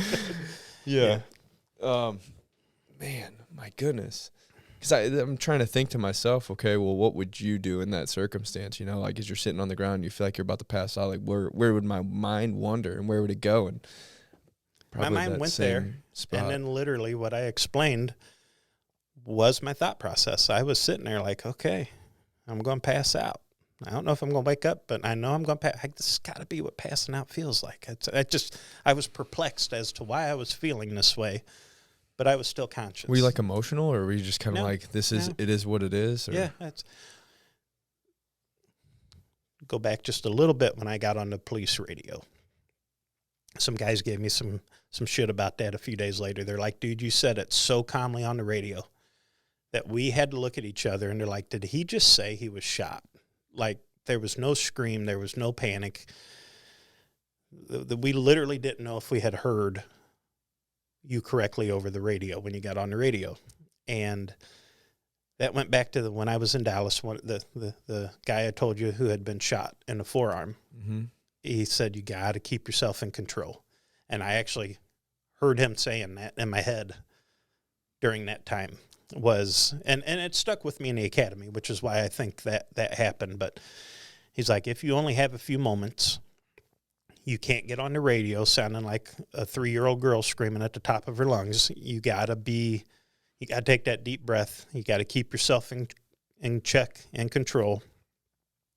You know, and now they call it tactical breathing or, whatever. I was literally just thinking that as you said that. Yeah. I was like, well, he's right. You know, the science has proven if you can slow down that autonomic nervous system and pull yourself together, that, you know. Try to slow your heart rate down. Yeah. And that's what I was doing. They didn't call it tactical breathing at that time, I don't think.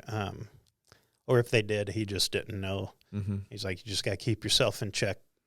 You got to be calm, take a deep breath, and be clear and concise on the radio, because that may be the only transmission that you're able to get out before things go bad for you.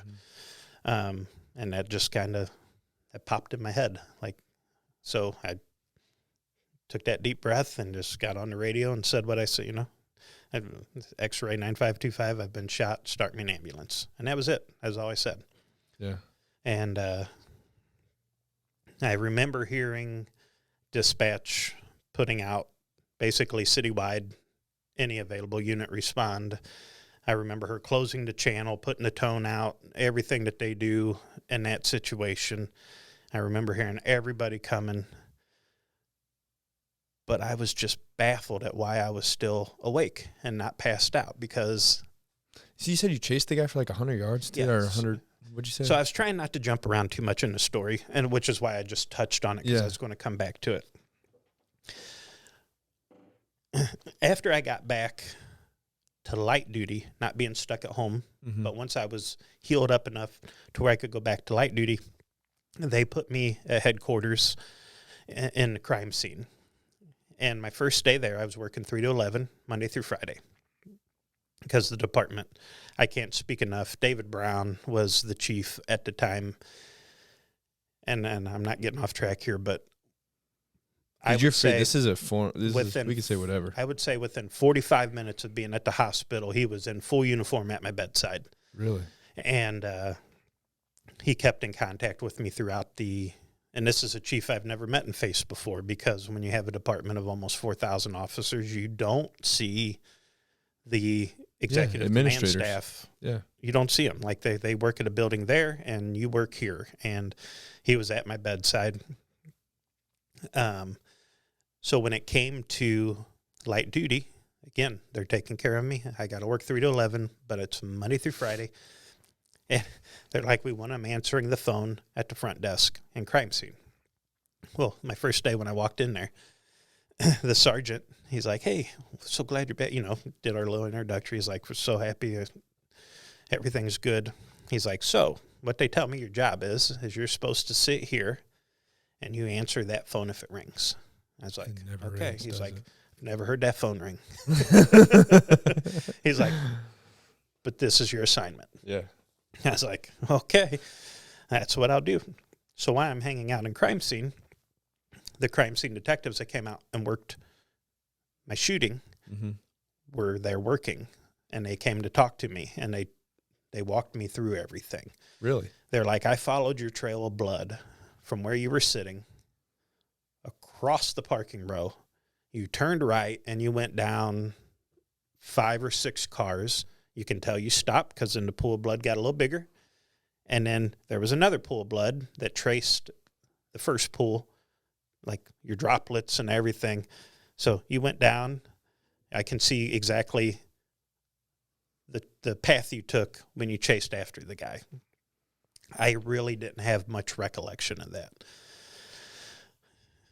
I thought I did, but I was like, well, maybe I didn't. I don't know. There was, I know I wanted him. I wanted that guy. Did you ever experience, I know from my shooting, that the world just shrunk. Everything just slowed down. Was it like that for you or no?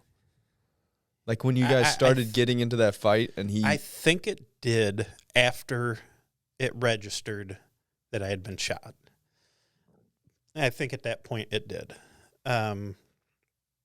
Which is why, as I'm explaining it, like I'm going around the van, I'm drawing for my gun, and I still see him firing the third shot, which hit the car next to us. Because I think all of that felt like slow motion. I was able to see all that, but I guarantee that was probably all within just a few seconds of all of that happening, you know. And you had already been maced by then? Yeah, which that hadn't even registered yet. Yeah. That hadn't even registered yet. Wow. And then your buddy, the guy who's supposed to be helping you. Yeah. He got investigated by IA for cowardice. Really? There were no other witnesses there, and his story was I was taking cover from shots being fired. Forever? Taking cover forever? So for IA to be able to say that this is that this happened, that it was founded, that they just didn't. Did he stay? He did. I know his friend Poole, shrunk those who would interact with him in any way, shape, or form shrunk. Yeah. At least from what I was told. Yeah. Rightfully so, Yeah. I get it. Our job's dangerous and it can be scary, but when your buddy's getting shot, dude, it's time to yeah. It's time to put that superhero cape on, Yep. Did the suspect ever get found? Did you guys find him? So that's why I tried to break this down, because in my mind, I can go 100 different ways at once talking about this because there were so many different components to it. I try to tell the story so I don't confuse. You're doing a fantastic job, dude. So anyways, that's the crime scene guy. That's where we were. He was able to trace my path and my blood, which is, and he had pictures of it. And he's like, here's my crime scene. Dude, you went from here to here to here to here. He's like, I don't know how you did all that after just getting shot. And I'm like, I don't really remember going that far. I remember going over the little median and looking down. I remember seeing the guy and which building he had ran between. And I remember thinking, if he's going to pop back out, it's going to be somewhere over here. And that's where I need to be ready if that happens. But I didn't remember in that detail as to what he was able to show me. It blew his mind. He was like, that was insane. After that injury and the amount of blood, he's like, dude, I don't even know how you didn't have to have blood. To me, that was a lot of blood. And he's like, look at these pictures. Like, he was just, him talking was like, it was funny. It was, okay. So after this guy fired that third shot that hit the car next to us, he was running full speed down the row of cars, basically right off the backs of the cars. He was up against the cars, but not touching them, but running close to parallel to him. He's anticipating we're going to shoot him. So he is looking over his shoulder now. This, fast forward down the road, when the detectives interview him, this is what comes from him during the interview. He's running, and he's looking over his shoulder, anticipating us. But what he doesn't see is a 15-passenger van that's sticking out further than all the other cars as he's running full speed, looking over his shoulder, and he plows full speed into the side of that van, knocks one shoe off of him, knocks the gun out of his hand. He's dazed. He's still anticipating gunfire. He just gets up and bolts. So his shoe's left behind and the gun's laying there, which I didn't know any of this had happened. So when I seen him running over behind the buildings, he's unarmed at that point, which didn't know till after the fact. Crime scene gets there. They find a gun. They drop the magazine and get his prints off of the side of the magazine. So while they're running those prints, they also go and check the van, run the plates of the van that he was sitting in. The plates come back to an apartment right there.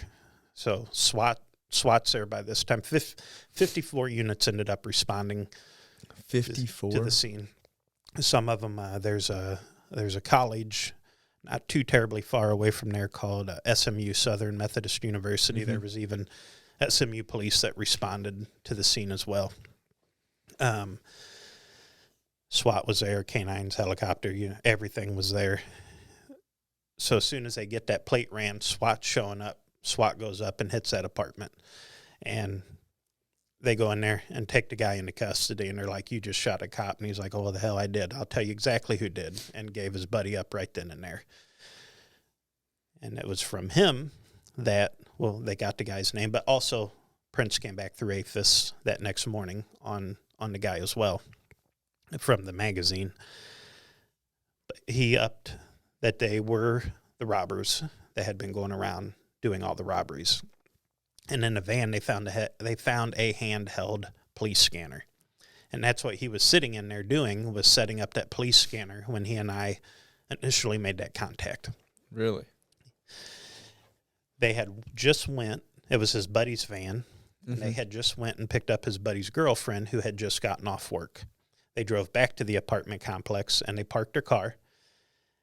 And his buddy's like, hey, I'm going to take my girl up, get her in the apartment for the night, and when I get back down, we'll be ready to go.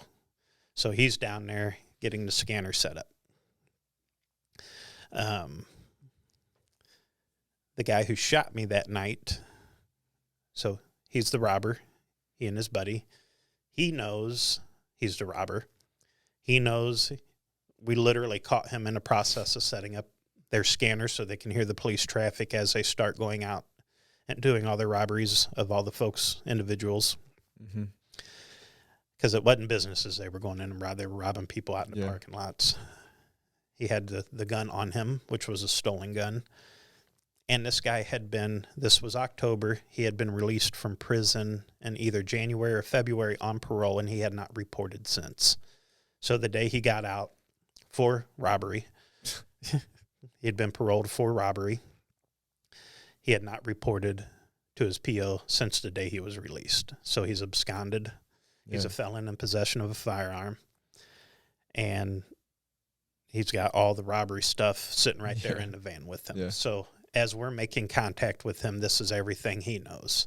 So at that point, and during his interview, he's like, my back's against the wall. I got nothing to lose. The pistol was in his right front pants pocket. They were baggy. That was the other thing that stuck out to me. This is a white dude. This is a white dude in this part of town at 12:30 at night. White dudes, unless you're the police, aren't really in there's no white dudes around. So when I saw him, I'm like, that was another thing that stuck out. I forgot to say that when I was talking about we first made eye contact.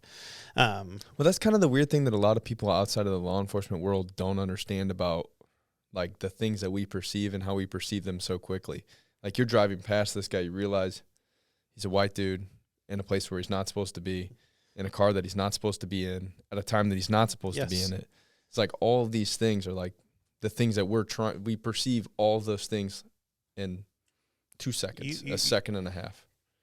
Aside from police in that particular area, as far as a white guy, you may see 2, maybe 3 in an 8-hour shift working. Like, that wasn't the demographics of the area.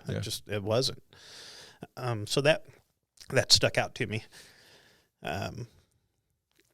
So during the interview, he disclosed all of that he had all these cards against him, and here's the police literally dragging him out of a van. He knows he's about to go back to prison for a long time, so he's like, what do I got to lose? He's like, I have the gun in my right front pants pocket. He's like, when that officer grabbed my arm, I just shot 2 shots from inside my pants pocket. Really? Which is why I never saw guns. Or you didn't see the total, and the muzzle flash was... I never saw the gun itself. I did see light from the muzzle flash, but like I said, it wasn't that defined. If you're in a dark room and you pull because it was 12:30 at night, there was parking light or lamp post in the area, but it wasn't well lit by any means. You would expect to see a muzzle flash, and that's where my confusion came into play initially when I was trying to did this guy just shoot me, because I don't see a gun, and I saw something, but it wasn't anything distinguishable to me. So yeah, that's he had shot both rounds from the inside of his Really? pants pocket. Really? Did he just surrender to the police whenever they found him the second time, or? Well, yeah, so he ran and hid that night. They were unable to find him that night.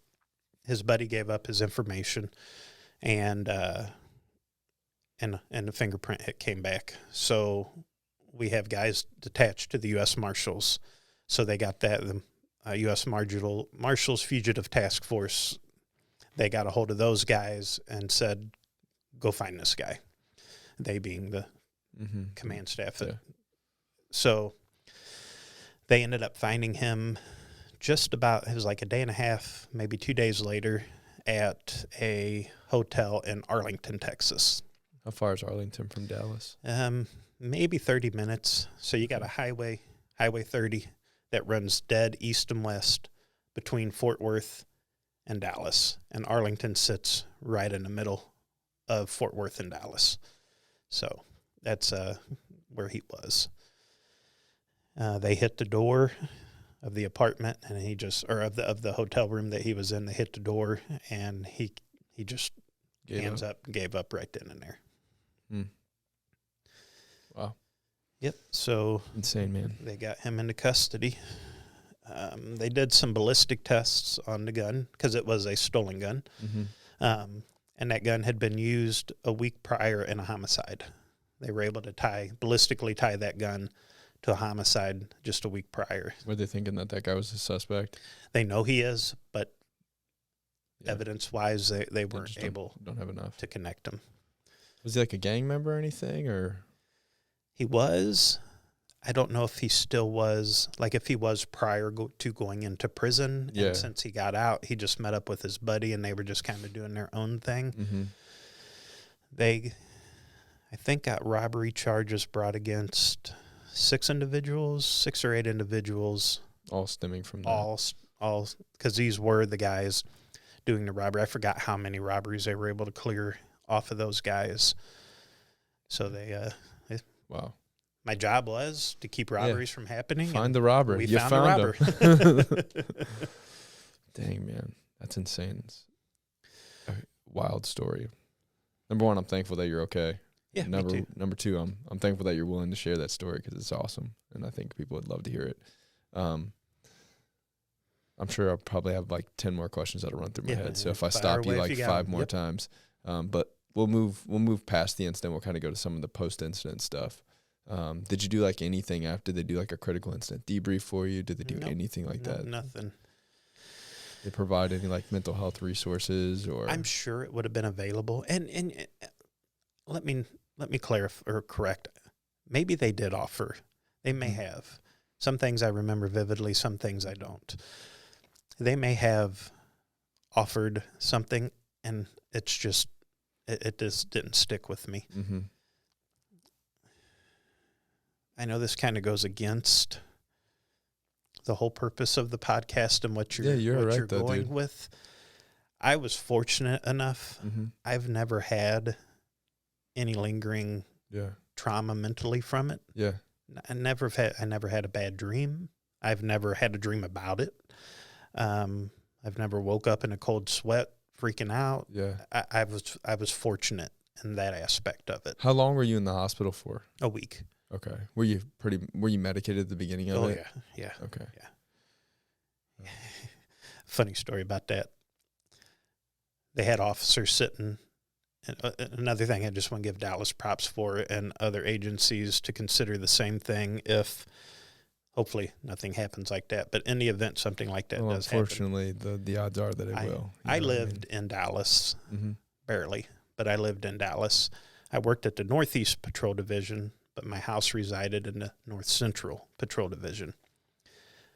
As soon as it happened and they figured out what hospital I was at, the chiefs called the North Central Patrol Division and said, get an officer over to his house, get his family in a patrol car, and run them code to the hospital. We don't want them driving, freaking out, stressed out, much less trying to find a hospital they've never been to. So Dallas sent police to my house, officers, put my family in the car, and then lights and sirens to the hospital to get them to me. So that was that I was thankful for that. Yeah. Because when my daughter came in, that was the other thing. I knew my daughter was going to be freaked out. Yeah. And I remember telling myself when she comes in, because I was in a good place at that point. They would give me some medicine. I was still hurting, but I was awake. I was talking. I never lost consciousness, actually, even though I thought you were going to. I would have bet any amount of money on it. It was about to happen. I never lost consciousness. I didn't have to have surgery. But I was laying in the hospital room, and I just remember thinking, when my daughter walks in, I need to make a joke, because she is going, I can't even imagine. How old was she at that point? She was in elementary. So, no, she was sixth grade. She was sixth grade. 11? Yeah. Yeah. Well, yeah, 12. She'd been 12. She was born in 2000, so whatever year it was is how old she was. Yeah. That was 2000, so she'd have been 12. And when she walked in, you could just see the panic in her face and the tears, and I was just smiling. I was like, Kate, come here. And she walked over, and she's like Freaking relieved and panicked, and Yeah. I was like, take a picture of me with my hole in my arm. I was like, because I don't ever want to do this again. And she just started laughing. And I had her take my picture. I held my arm. I still got it in my phone. I held my arm up and smiled. Dude, if you send it to me, if you can, we'll throw it into the episode. I'll do that. So yeah, that was the first thing I said to her when she walked in. And when she saw me joking with her, she's like, all right, my dad's okay. Yeah. Dude. So that was important to me. It was I think that's kind of something that a lot of people outside of the law enforcement world don't understand, is that, you kind of switch roles. You know what I mean? Oh, yeah. I was all right until I tried to call my wife and explain to her that I just got into an officer-involved shooting, so pick up the phone and I'm like, Cop Matt's doing work and everything's okay. We did what we had to do and I'm all right. And then I pick up the phone and you switch into that other role where now that's your safe place. Yeah. Now you're your dad and your husband, Matt. Yep. And it's it changes It's a different person when you're in your safe place with your family. Yeah, dude, it definitely changes this. Started to get choked up trying to explain to my wife, hey, I'm okay. Yep. This just happened. I'm going to the hospital. Yeah. I gotta go. And they just hang up on her. It's like, I can't really talk. Yeah. I know I'm you want a little to, bit busy right now. I'm okay. That's all you need to know. I'm okay. I'm okay. And kudos to our department too, man. Those guys, as soon as my shooting was done and my wife was at the hospital, everything was taken care of. We have a pretty good thing going on as far as the immediate response to things. Yes. The more long-term stuff, the whole in my opinion, the whole law enforcement community is kind of lacking in that side of things, of making sure that dudes are getting the resources that they need, getting in contact with law enforcement competent counselors, and making sure that guys are going back to work. The same guy with maybe a little bit better experience than they were before they went out. Yes. So I guess that's kind of, we'll kind of segue that into, so you're out for, you said what would you say, 3 months? I want to say it was around 3 months. What was it like going back? I was ready. In fact, I kind of lied to my doctor a little bit there at the end. No, it don't hurt. I got to, I was ready to go back. I couldn't sit in. I appreciated what the department did to me and the cush spot that they gave me. But mentally, I was ready to get back on with my life. I wanted to get back out on the road.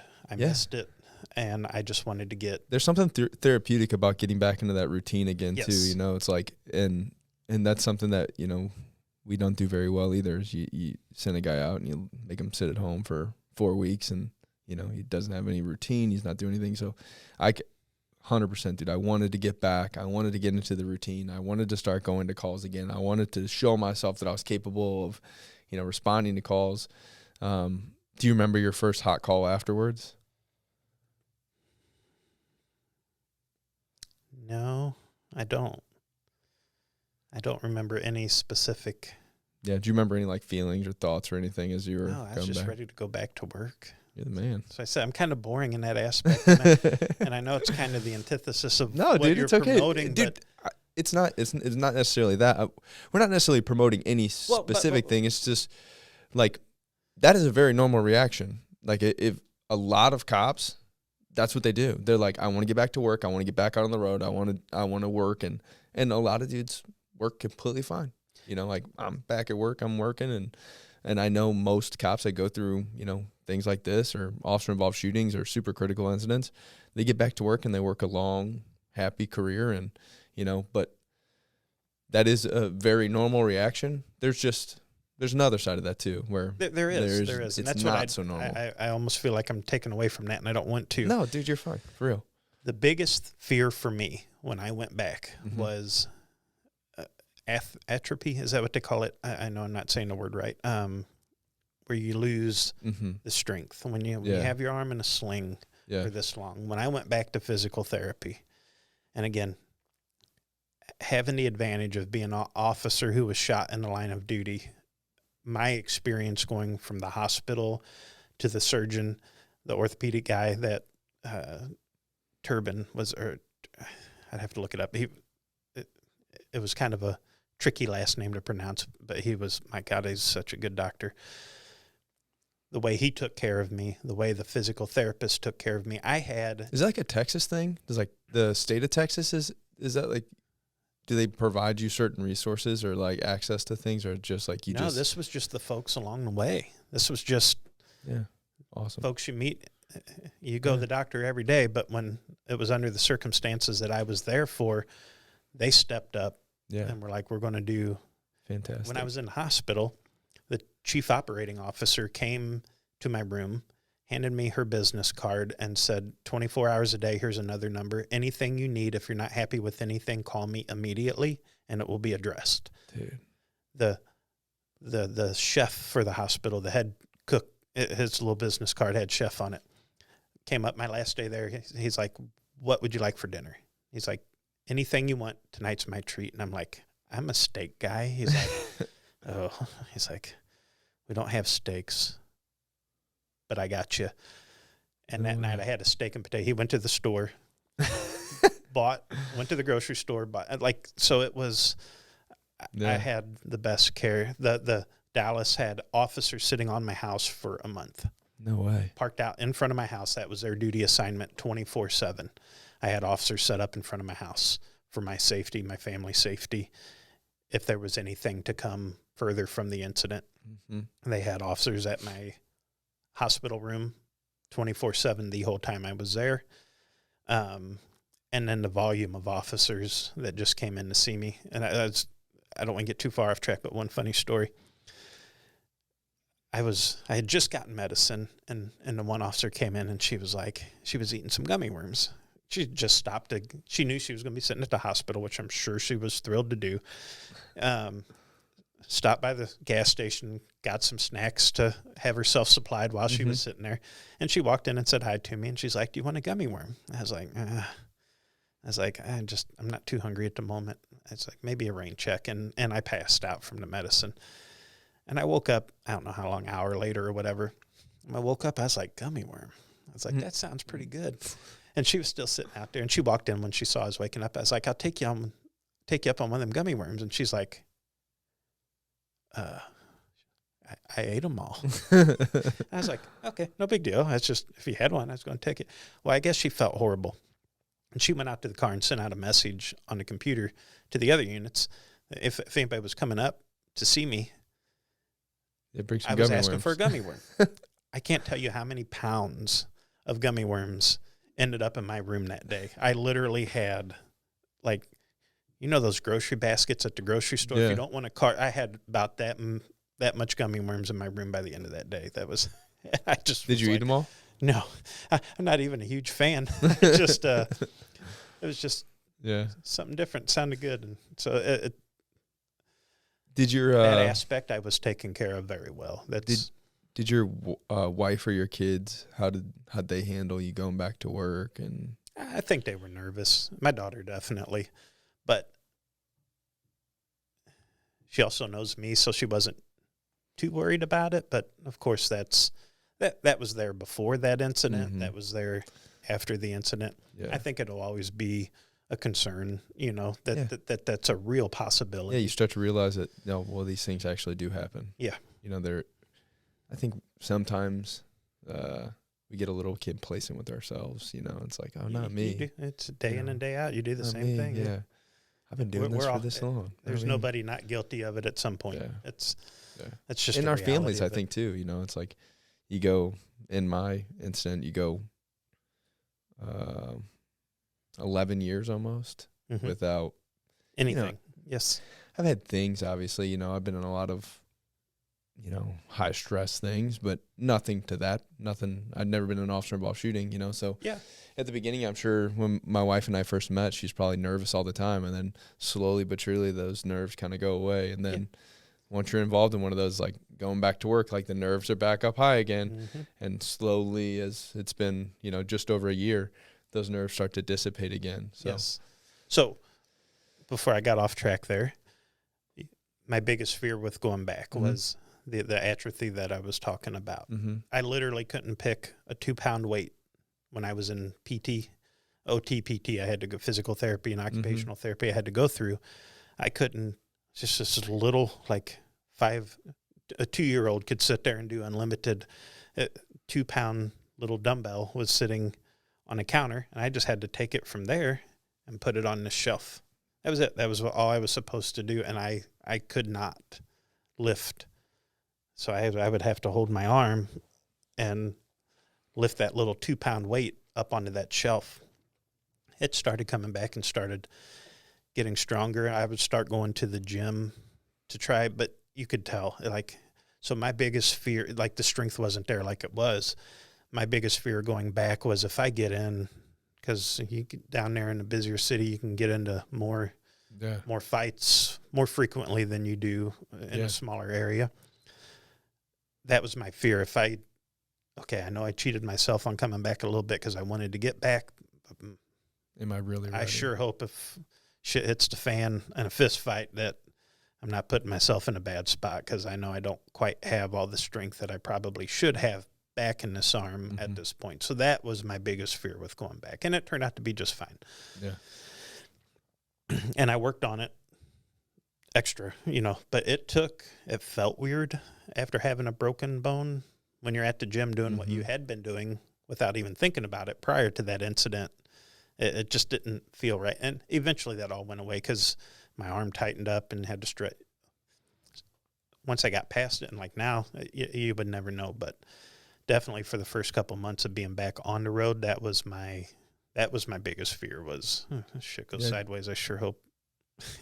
Did you take a little bit of pride in okay, well, I went through one of these situations, I remained calm, and I went through the worst thing that a police officer can go through. I got shot, and I was able to remain calm, and I was able to. I was thankful. Yeah, I was thankful. I don't know if I have. I don't know if pride's the right word. I know what you're trying to say. If you felt like I am the person that I thought I was, because we all think if I ever get in this situation. So yes, okay, so having that resiliency in myself. Yeah. Yes, maybe I didn't know how I would react in the situation. I've been through it now, and I reacted the exact way that I thought I wanted myself to react. Yeah. Yes, yes, and I got an award from the governor of Texas. It was Rick Perry at the time, directly from him. He gave me I got the Star of Texas award. So I was proud of myself for being resilient and bouncing back and all right, let's pick up where I left off here. Dude, I'm proud of you, and I didn't even know you then. I am. I'm inspired by that story. I think, that's that the award real ceremony, deal, dude. That was for officers seriously injured or killed in the line of duty. So when I was in Austin to get that award, I was thankful to be one of the officers that was able to be there to receive the award versus the other surviving spouses of the officers that weren't there to get that award. So that was that was a sombering day. Yeah, kind of like I'm happy I'm getting this award, but not so happy. The circumstances aren't the best for receiving it. So it could have easily have been me. Yeah, for sure. So you go straight back to the road. Did you work in the same area after that? No, because a bid process had taken place during that time. I still had to bid. Yeah. Now I'm a corporal. So the police officer level, you start after a couple of years, you can move your way up, especially when you got that many officers on the department. But now I'm new on the corporal list, so my seniority is way down. I got the last spot at the North Central Patrol Station, which I was kind of thankful for because those were the guys that were sitting outside of my house while I was in the hospital. Yeah. And then for some time after, because there was the time I was in the hospital bed, they still had guys there, and they would come in and sit in the living room with me and just keep my spirits up through the day.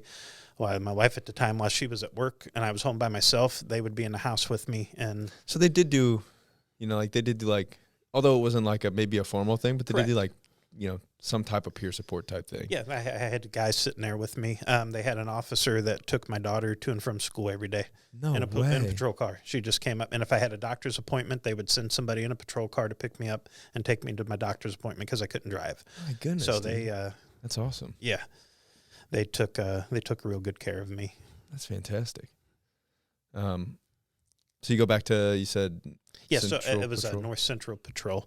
I was able to get the last spot on day shift. They had 2 day shifts. They had the 7 to 3 or the 8 to 4, but then they had a swing shift that covered the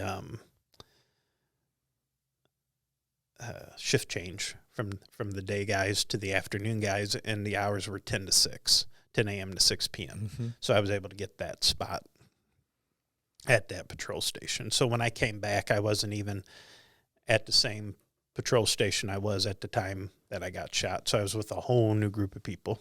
Yeah, some people that you're still pretty familiar with, though, because they're people that are taking care of you then. Yep. So you go back to patrol. How long were you on patrol before you got into domestic violence? I'm trying to remember exactly. It wasn't too long after, and I'm sure my shooting had something to do with, this guy's applying, give it to him, But then at the same time, some guys that I had worked with were in the domestic violence unit, and they reached out to me, hey, man, I think you'd be a good spot for this fit. I want you to put in for it. And because you had to interview for it. But I think I had a leg up with my incident that I had just gone through. Well, yeah, you kind of deserve it, dude. So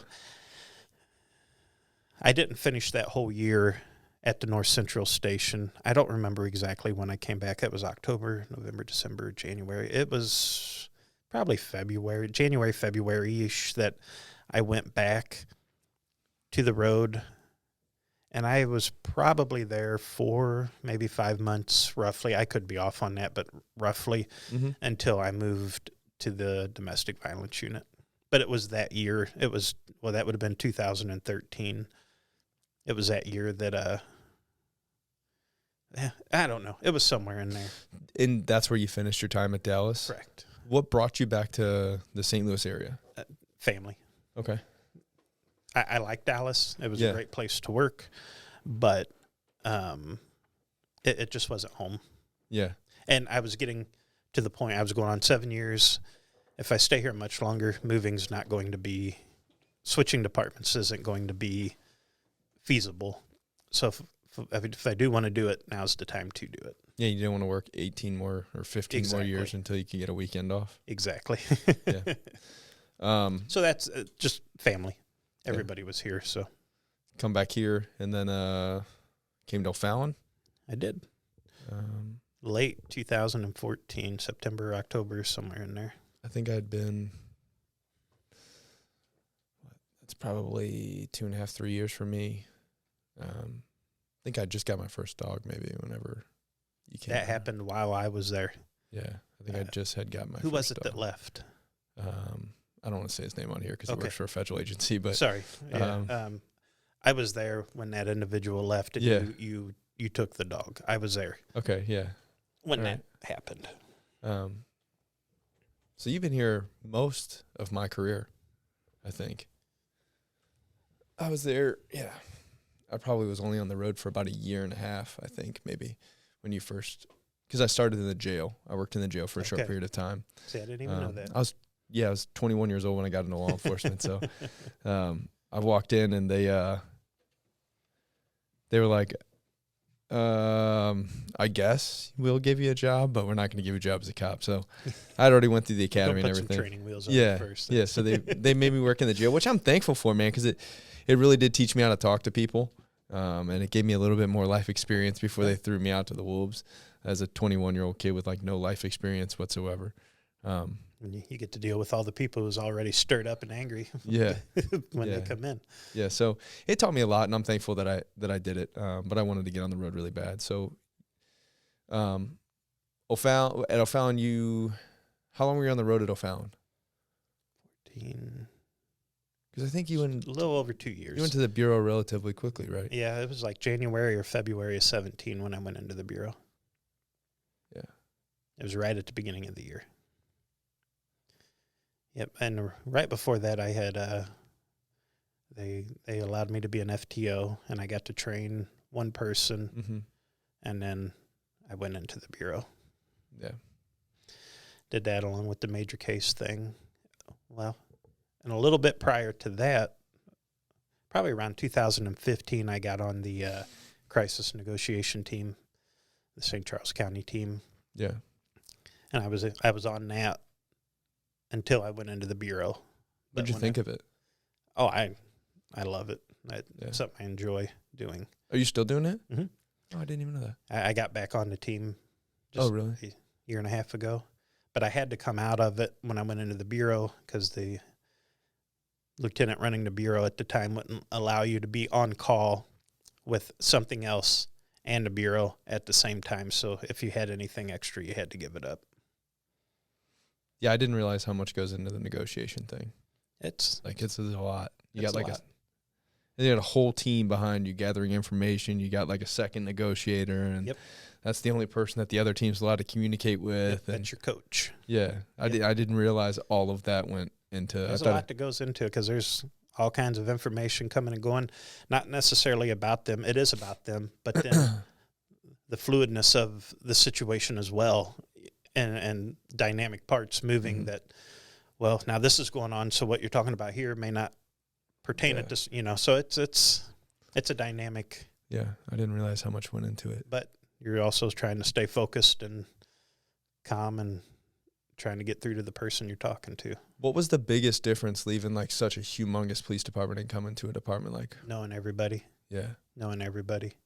Like I would see the chief in the hallway and I'd be like, I just saw the chief. I'm like, I'm not supposed to talk to you. I never saw the chief. That's not a thing. Yeah. There were still people on that department after just short of 7 years, like right at 7 years of being there, that I had never even met.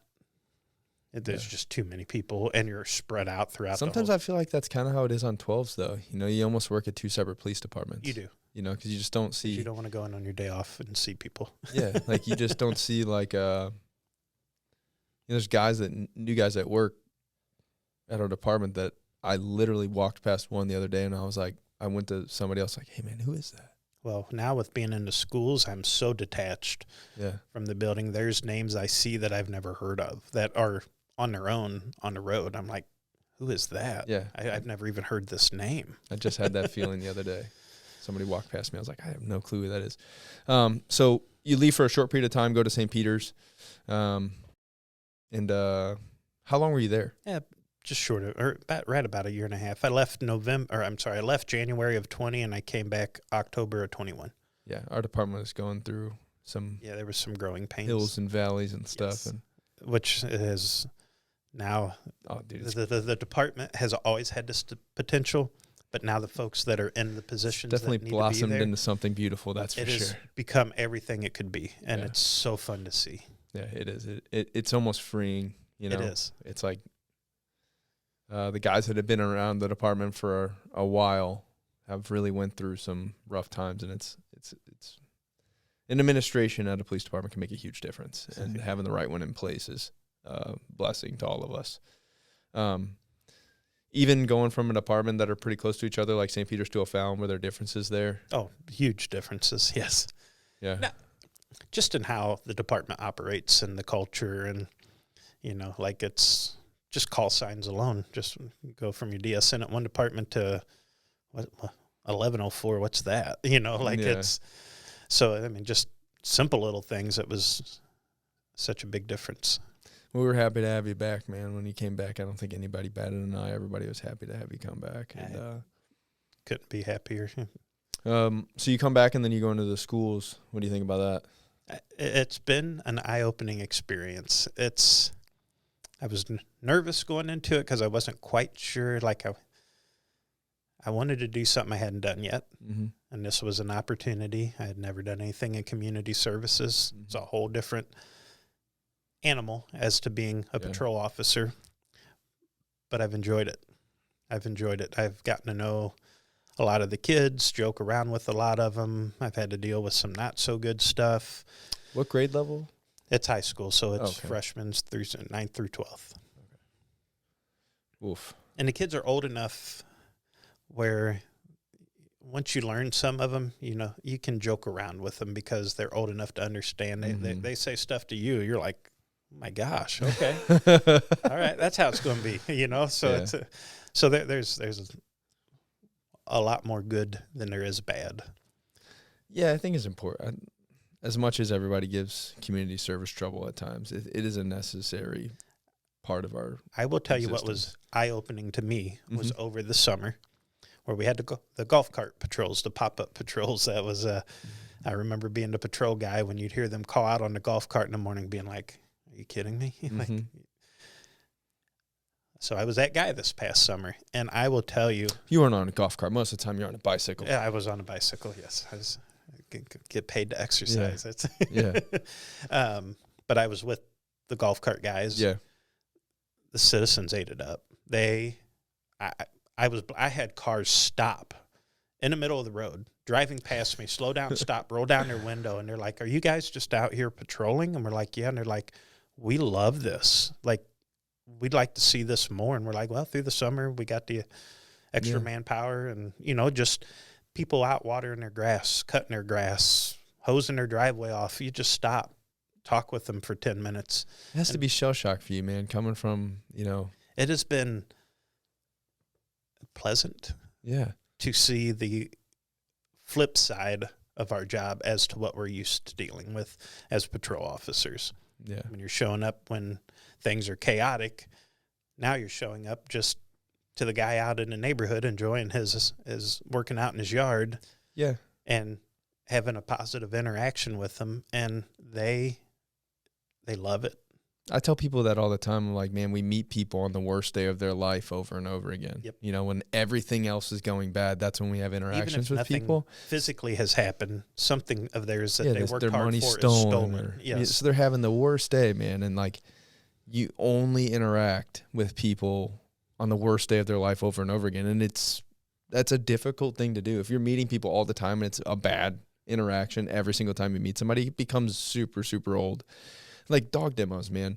As much as I don't want to have to come out on my day off and do a dog demo, you get to meet people, you spend time with people, they pet your dog, and they're so thankful. Little kids coming up to you, and it's like it's like your cup getting filled back up. It's like, man, there are really, really good people out here that respect us and that enjoy what we do and are thankful for what we do. And there's something to that for sure. So when I was working Safety Town this summer with the little kids, teaching them just basic life skills, and you came out with the dog, you think you and the other officer came Adam, out and Adam.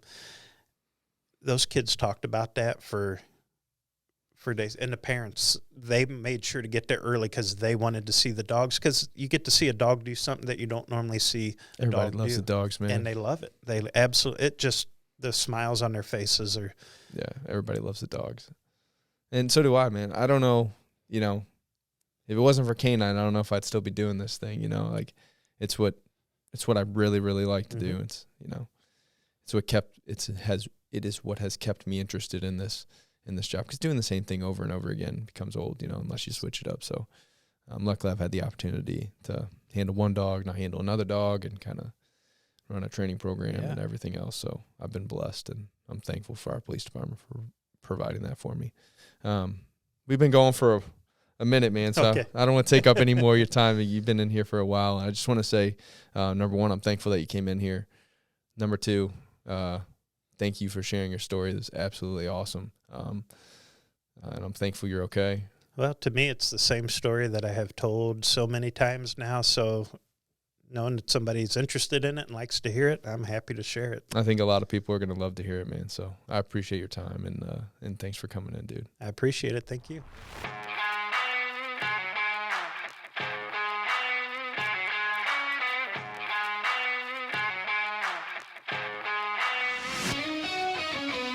Thank you for hanging in there, guys. Just a side note, one thing that our organization has really been struggling with lately is being notified of officer-involved shootings. If you currently are in the law enforcement world, or you have been in the law enforcement world, you know that law enforcement agencies and organizations hold on to information pretty hard. They don't want to release it to anybody that they don't necessarily trust. So unless I know the person personally, or one of my friends knows the person personally, and I'm currently in law enforcement, but unless we know that person personally, sometimes it's a little difficult for us to find out that there's been an officer-involved shooting and how to get the resources to the officers that are in need.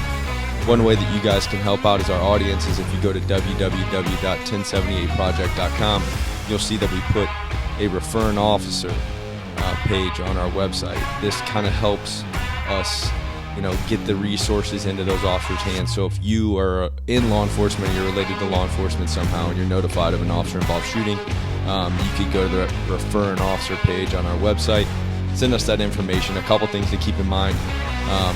In the message portion, if you don't mind, put in there how many kids that they have, if they're married, and what law enforcement agency that they work for. It just makes it a lot easier for us to get that information into their hands as quickly and as adequately as possible. So if you guys don't mind doing that, that'd be awesome. Until then, I'll see you guys next week. I appreciate all your guys' support. Thank you so much. We love you guys. I hope you guys have a safe week. Until next time, see you guys.